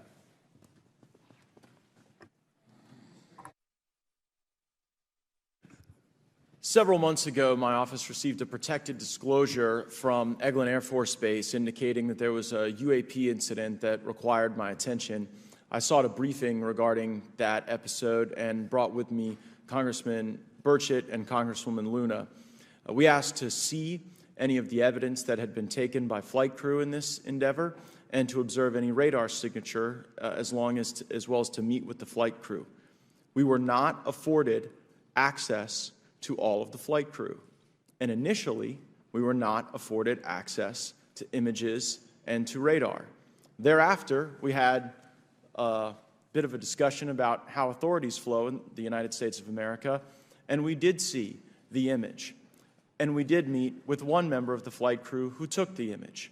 The image was of something that I am not able to attach to any human capability, either from the United States or from any of our adversaries. And I'm somewhat informed on the matter, having served on the Armed Services Committee for 7 years, having served on the committee that oversees DARPA and advanced technologies for several years. When we spoke with the flight crew, and when he showed us the photo that he'd taken, I asked why the video wasn't engaged, why we didn't have a FLIR system that worked. Here's what he said. They were out on a test mission that day over the Gulf of Mexico. And when you're on a test mission, you're supposed to have clear airspace. Not supposed to be anything that shows up. And they saw a sequence of 4 craft in a clear diamond formation for which there is a radar sequence that I alone have observed in the United States Congress. One of the pilots goes to check out that diamond formation and sees a large floating, what I can only describe as an orb. Again, like I said, not of any human capability that I'm aware of. And when he approached, he said that his radar went down, he said that his FLIR system malfunctioned, and that he had to manually take this image from one of the lenses, and it was not automated in collection, as you would typically see in a test mission. So I guess I'll start with Commander Fravor. How should we think about the fact that this craft that was approached by our pilot had the capability of disarming a number of the sensor and collection systems on that craft? Well, I think this goes to that national security side, and you can go back through history of things showing up at certain areas and disabling our capabilities, which is disheartening. And for us, I mean, like I said, it completely disabled the radar on the aircraft when it tried to do it, and the only way we could see it is passively, which is how he got that image. So I think that's a concern on what are these doing, not only how do they operate, but their capabilities inside to do things like this. And how should we think about four craft moving in a very clear formation, equidistant from one another, in a diamond? In all of the phenomenon, perhaps, Mr. Grave, that you've analyzed, have we ever seen multiple craft in a single formation? I have one particular case, and that was during the gimbal incident. The recording on the AT FLIR system shows a single object that rotates. You hear the pilots refer to a fleet of objects that is not visible on the FLIR system, and that was something that I witnessed during the debrief as part of the radar data on the situational awareness page. I would like to add, however, Congressman, there's a small bit of anger, I would say. I would feel that those pilots are still facing that difficulty in reporting this topic, and they don't have the tools to be able to mitigate this issue. It just goes to show how serious this is and why this is such an important issue for our pilots and for our nation. It was stated explicitly to me by these test pilots that if you have a UAP experience, the best thing you can do for your career is forget it and not tell anyone. Because any type of reporting, either above the surface or below the surface, does have a perceived consequence to these people, and that is a culture we must change if we want to get to the truth. Mr. Chairman, I would observe that perhaps as we move forward from this hearing, there are some obvious next steps. Every person watching this knows that we need to meet with Mr. Grush in a secure, compartmentalized facility so that we can get fulsome answers that do not put him in jeopardy and that give us the information we need. Second, I would suggest that the radar images that were collected of this formation of craft out of Eglin Air Force Base, and specifically the actual image taken by the actual flight crew that we can actually validate, be provided to the committee, subpoenaed if necessary, so that we're able to track how to get this type of reporting and analysis done in a more fulsome way. That would be my recommendation, humbly, as a guest here of the Fine Oversight Committee. I yield back. Ms. Mace.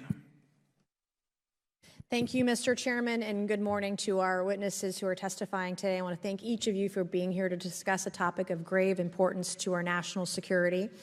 Earlier this year, a Chinese spy balloon was shot down off the coast of my home state of South Carolina. Since the Roswell incident in 1947, many Americans have wondered about the dangers of unknown objects crisscrossing our skies. Whether these are UAPs or weather phenomena, advanced technology from American allied or enemy forces, or something more out of this world. So my first question, I have several questions, and if we can just be quick on these first two, I'm going to ask each of you the same question, and then I'll get to each of you individually. The first one, when you reported your experiences with a UAP, did any of you face any repercussions with your superiors, yes or no? No. No.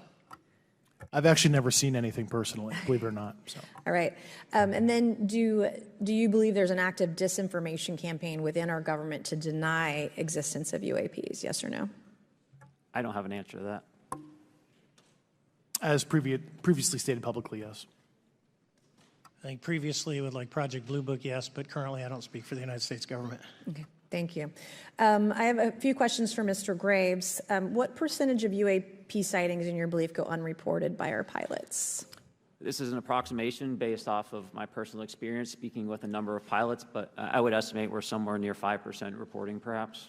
So like 95% basically don't report seeing UAPs? That's just my personal estimate. In the incident off Virginia Beach, do you believe the Navy took the danger to your aircraft seriously after it was reported? Absolutely. A few questions for Mr. Favor. As an expert naval aviator, have you ever seen an object that looked and moved like the Tic Tac UAP? No. Did the Tic Tac UAP move in such a way that defied the laws of physics? The way we understand them, yes. Many dismiss UAP reports as classified weapons testing by our own government, but in your experience as a pilot, does our government typically test advanced weapon systems right next to multi-million-dollar jets without informing our pilots? No, we have test ranges for that. It took over 15 years for your encounter with the Tic Tac to be declassified. Do you feel there was a good reason to prevent lawmakers from having access to this footage? No, I just think it was ignored when it happened, and it just sat somewhere in a file. Never got reported. in a drawer. It happens a lot up here. Shocker. Mr. Grush, a couple of questions for you too, sir, this morning. What percentage of UAPs do you feel are adequately investigated by the U.S. government, of the 5% that are reported? I can only speak for my personal leadership over at NGA. I tried to look at every report that came through that I could triage. So, do you believe that officials at the highest levels of our national security apparatus have unlawfully withheld information from Congress and subverted our oversight authority? there are certain elected leaders that had more information that I'm not sure what they've shared with certain Gang of Eight members or et cetera, but certainly I would not be surprised. Okay. You've stated that the government is in possession of potentially non-human spacecraft. Based on your experience and extensive conversations with experts, do you believe our government has made contact with intelligent extraterrestrials? Something I can't discuss in public setting. Okay, I can't ask when you think this occurred. If you believe we have crashed craft, stated earlier, do we have the bodies of the pilots who piloted this craft? As I've stated publicly already in my News Nation interview, biologics came with some of these recoveries, yeah. Were they, I guess, human or non-human biologics? Non-human, and that was the assessment of people with direct knowledge on the program I talked to that are currently still on the program. And was this documentary evidence, this video, photos, eyewitness? Like, how would that be determined? The specific documentation I would have to talk to you in a skiff about. Gotcha. Yeah. Okay. So, and you may or may not be able to answer my last question, and maybe we get into a skiff at the next hearing that we have, but who in the government, either what agency, sub-agency, what contractors, who should be called into the next hearing about UAPs, either in a public setting or even in a private setting? And you probably can't name names, but what agencies or organizations, contractors, et cetera, do we need to call in to get these questions answered, whether it's about funding, what programs are happening, and what's out there? I can give you a specific cooperative and hostile witness list of specific individuals that were in those. And how soon can we get that list? I'm happy to provide that to you after the hearing. Super. Thank you. And I yield back. Okay. Now we have Mr. Langworthy. Is he here? Okay. Thank you very much. I'd like to thank all of the witnesses for being here today to discuss this very unique topic. And I'd like to jump right into my questions, if you don't mind. Commander Fravor, can you briefly describe your background? Yeah, I was an enlisted Marine, Naval Academy graduate, Navy, flew for 18 years, got a master's from University of Houston, and I've worked in the private sector for the last, 16 years, 17 years. I do a lot of defense work. So. Really gold-plated credentials. Commander Fravor, we have all seen the floating Tic Tac video that you engaged with on November 14th, 2004. Can you briefly talk about why you were off the coast of San Diego that day?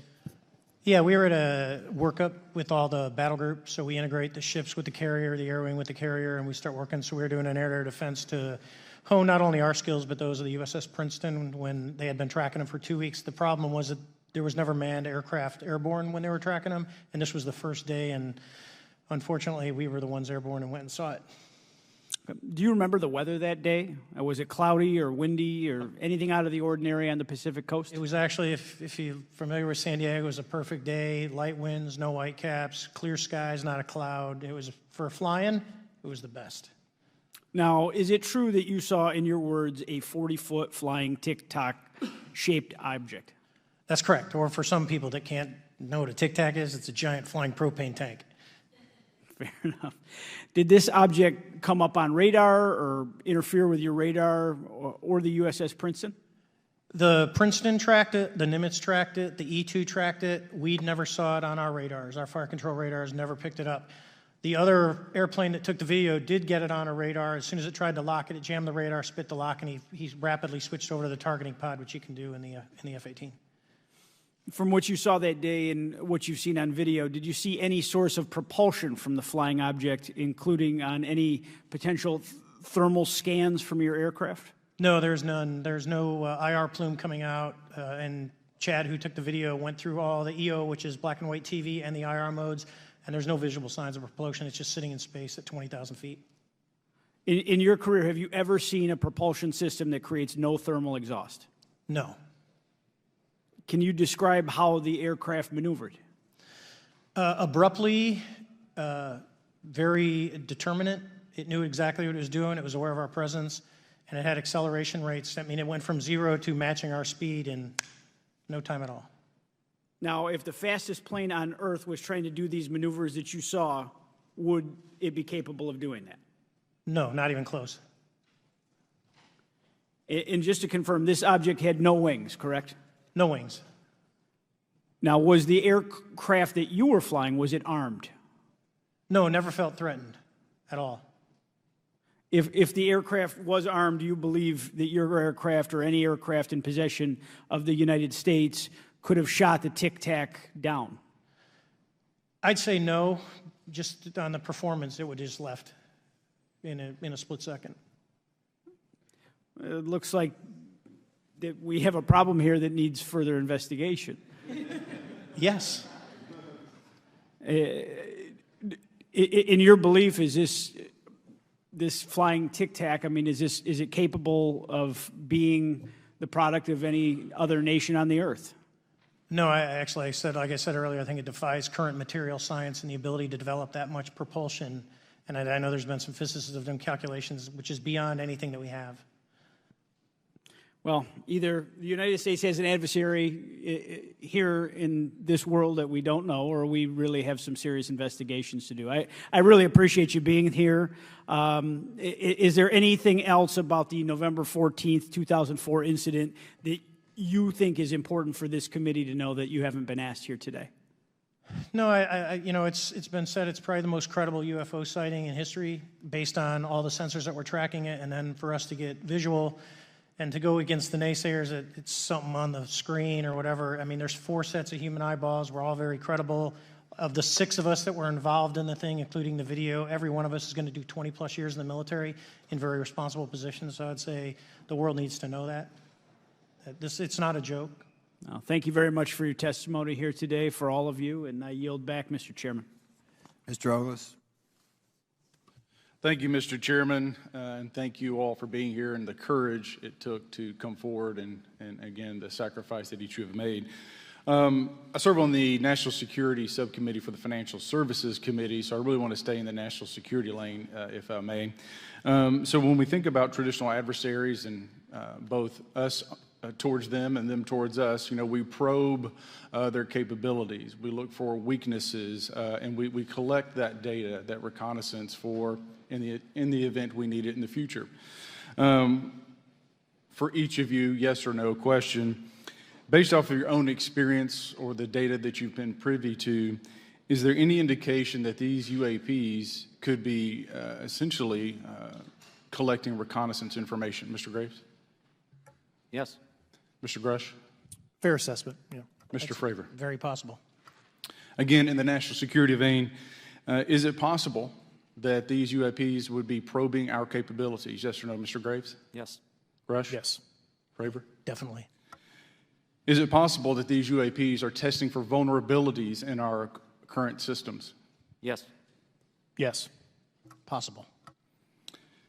Do you feel, based off of your experience and the information that you've been privy to, that these UAPs provide an existential threat to the national security of the United States? Mr. Graves? Potentially. Yes, sir, potentially. Same answer, potentially. Yeah, I'd say Fravor. definitely, potentially. Mr. Graves and Fravor, in the event that your encounters had become hostile, would you have had the capability to defend yourself, your crew, your aircraft? Absolutely not. Sir? No.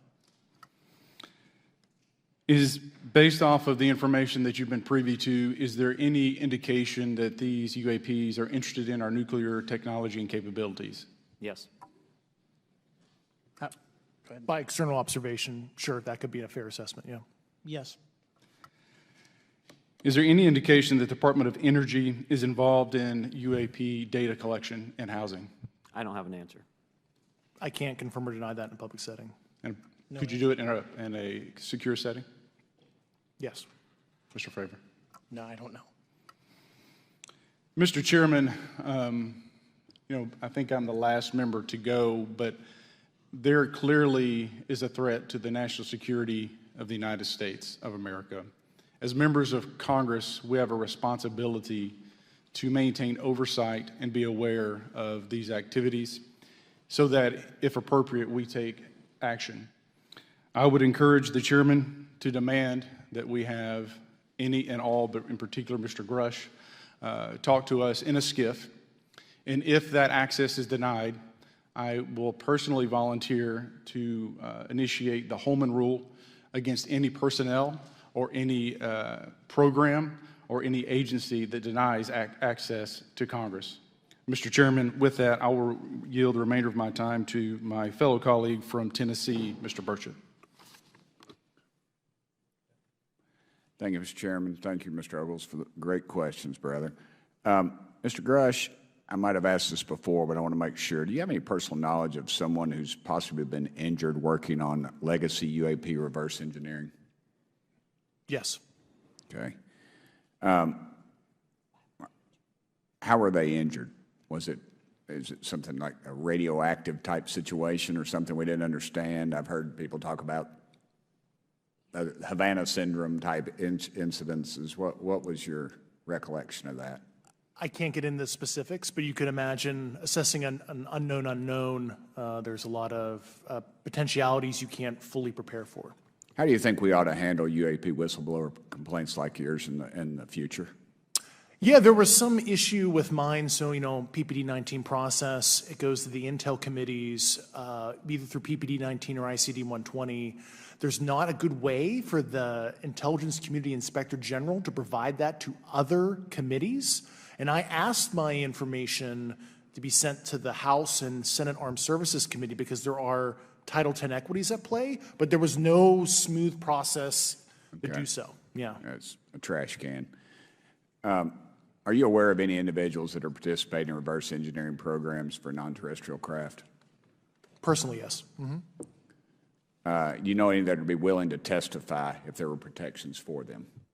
Certainly closed door and assurances that breaking their NDA, they're not going to get administratively punished for so. Yeah. I yield, Mr. Chairman.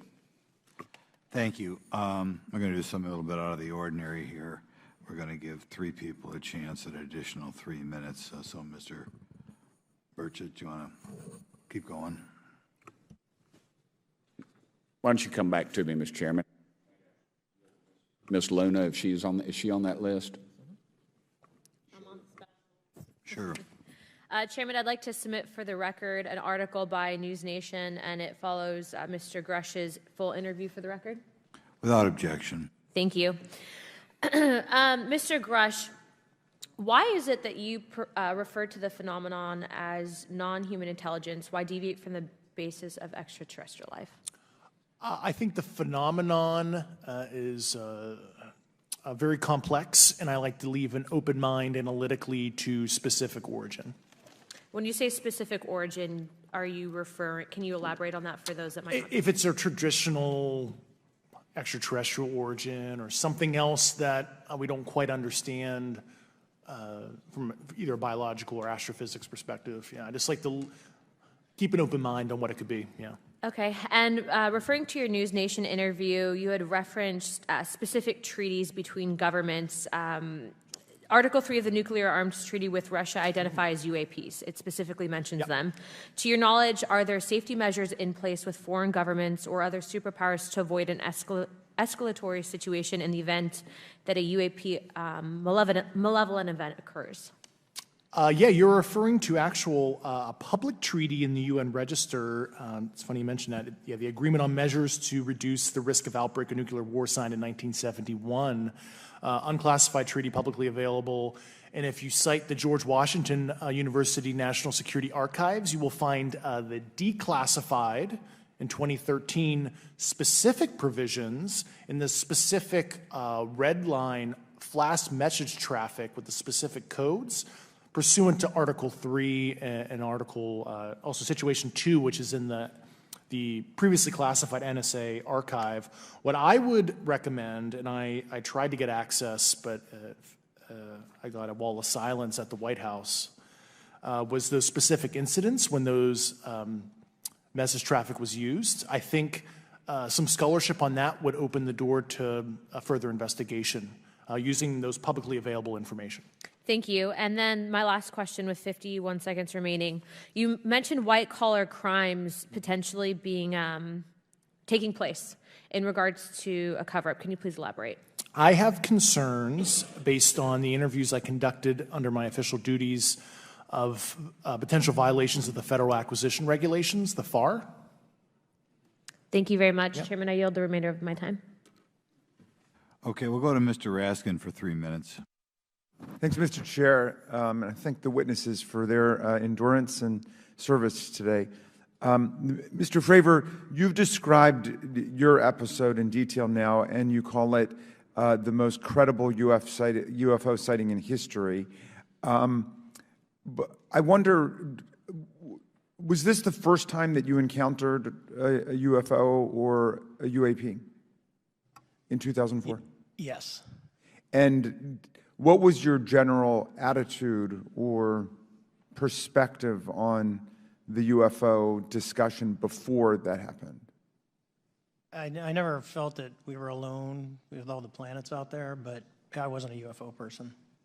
I wasn't watching History Channel and MUFON and all that. And have you had experiences or encounters since that happened? No. And so have you formed any general conclusions about what you think you experienced then? Yes. I think what we experienced was, like I said, well beyond the material science and the capabilities that we had at the time, that we have currently, or that we're going to have in the next 10 to 20 years. Very good. Mr. Grush, you've been able to answer in great detail on certain questions, and then other things you say you're not able to respond to. Can you just explain where you're drawing the line and what's the basis for that? Yeah, based on my DOPSR security review and what they've determined that is unclassified. I see. So you're answering any questions that just call upon your knowledge of unclassified questions, but anything that relates to classified matters you're not commenting on in this context? In an open session, but happy to participate in a closed session at the right level, yeah. Okay.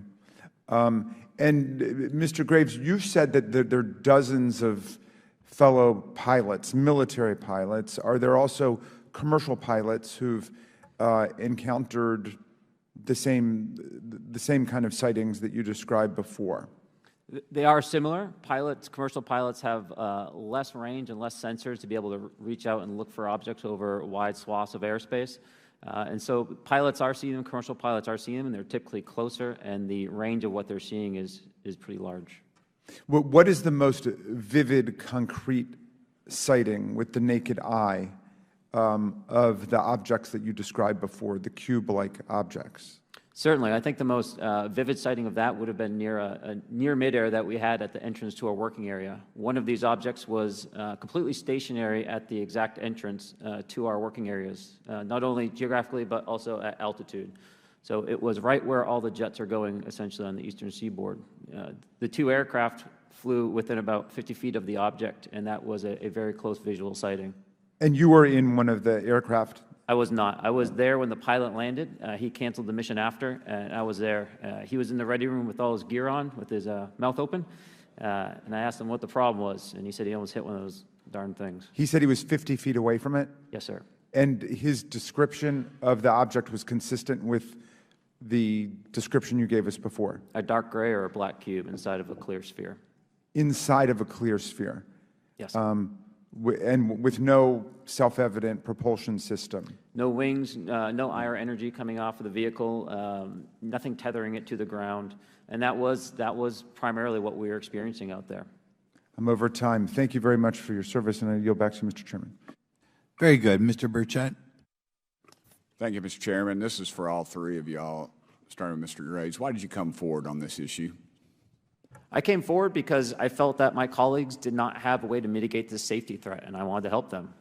I was trained as an aviation safety officer by the Navy, And this seemed, it just felt right. I felt like I had to help the folks that were still flying and dealing with this. Mr. Grush. Purely a sense of duty. My first sworn oath when I was a cadet 18 years ago, and I still uphold that even out of the uniform. Commander. I was pestered by a friend, and I asked why, and he said, "You're the one person that they can't discredit, and you'll add credibility to the New York Times article." And so after about 6 times, I said, "Okay." Honest. Yeah. This town isn't made, unfortunately, by people like y'all.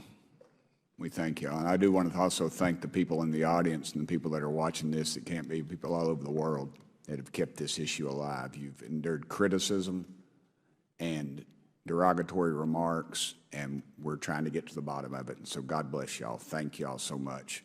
We really appreciate you guys and gals.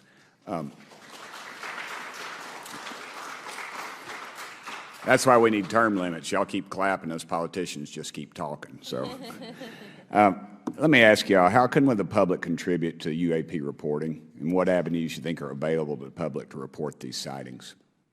Well, right now, I don't think there is a lot of public options for every man to be able to report on this. I think even for professionals that have sensor data that are seeing these on a regular basis, they're still hesitant to come forward. And so for the general public, I think encouraging the conversations that we're having today, looking for technology solutions that can be distributed so that objective data can be gathered is the first place to go. Mr. Grush? I'll just touch on the whistleblower side of it. I do encourage, current and former military, intelligence community, and industry contractors to come forward in a legal way, either through the IC or DoD or whatever the cognizant IGs are, to lead, join me in this discussion. Commander, and I guess I should say this for the record. My daddy was United States Marine Corps, 1st Marine Division. So, hoorah! Yes, sir. He was old school. Him and Chesty Puller on Peleliu. So, thank you, wow. brother. Wow. Yes, sir. I'm not anything like my daddy. He was incredible. I'm very mediocre to say the least. But go ahead. You seem to be doing fine. Yeah. For me, I was an accident investigator. So the biggest thing that you learn, and I think that witnesses need to do, is one, don't try and make the fish bigger than it was. Stick to the facts. Write it down, and don't speculate what you think it is, because it will sway your decision. Just write the facts down. We can get all the facts together, and we can start to investigate and get a real honest story instead of it was this big. Thank you all, and I want to thank everybody. We made history today. Mr. Chairman, I yield. Thank you much, Mr. Garcia. Thank you. I know now we're going to be making some closing remarks, and so I just wanted to say a few things. First, to our witnesses, I want to thank all of you for being here with us today. I know that it takes a lot of courage. You're telling really important information to this committee, and I just want to thank you also for all three of you, your service to our country. I also want to just note that today's hearing was both important but also serious, and I want to thank our subcommittee chairman, Mr. Grothman, I think for running a very fair and substantive hearing. I do want to thank the committee staff on both sides for the amount of work that it took to put this hearing in place, and certainly to all the members that have been involved in this issue prior to the hearing. I also want to note for our witnesses and for the public that I'm a freshman member of Congress, and I've only been here for 7 months, but this is by far the most bipartisan conversation and discussion that I have seen happen in the Congress. And I think that a topic of this significance as it relates to our national security, as it relates to information that we're trying to gather for the American public, does bring people together, and I think that's been really great to see. I think it's also important to note for the public, today in our hearing, we had on our side also both our full ranking member, which is Mr. Raskin, and our vice ranking member, which is Ms. Ocasio-Cortez, both here at our hearing. I think it shows the importance and seriousness that our side of the aisle is taking to this important hearing, but also to the broader issue as it relates to working with our Republican counterparts on this committee. I want to additionally add that I think it's really important that we have and continue these discussions and these hearings. Clearly, there's a lot of information that we don't know, But it's also very clear that we have to continue our investigation and accountability on asking the right questions and ensuring that they're part of the public record. One thing that was important today is some folks might wonder, why are we asking questions that might already be out there or that have been asked before? It's important that they're asked and put into the public record as it relates to this committee. And so I want to thank you for, answering some questions multiple times. I know, not just in maybe meetings you had with some members, but also here in the public. Let me also just add an additional note that it's important also that our friends in the media and those that are not just reporting on this hearing, but that have reported on this topic and that may in the future, the media has an important role in this process. And it's very important that the media engages, does independent investigation, and reports on not just what happened today, but what they see independently as what is happening around UAPs in the broader community. That is also an important public benefit that we have in trying to get the information and the facts as it relates to this. Let me also just say finally that as a teacher and an educator and a longtime teacher and researcher, that I also really believe in following facts, in doing your homework, and in making sure that you follow science as we try to get as much information as possible. And so I want to thank you all for agreeing to do that today. Transparency is a cornerstone of government. We live in a vast galaxy, a lot of unanswered questions, and thank you all for being here today. Mr. Chairman. Thank you. I'd like to one more time thank Mr. Burchett and Ms. Luna for bringing this to our attention. It's a topic that has interested me since I was in school. It was a very illuminating hearing. Obviously, I think several of us are going to look forward to getting some answers in a more confidential setting. I assume some legislation will come out of this. Sure. I apologize, Mr. Chairman. I need to compliment the folks in my office that did a lot of the work on this. Rachel and Noah sitting behind me here. They're very quiet and humble, but if without them, this thing would not have come off like it did, so I apologize. Thank you. I think we're going to want to look into what we can do to make more of this information public. I think there's certainly a time period after which it should always be made public, and people have been concerned about these issues, like I said, since I was in high school. But in any event, I'd like to thank everybody who was here, sticking through the entire hearing.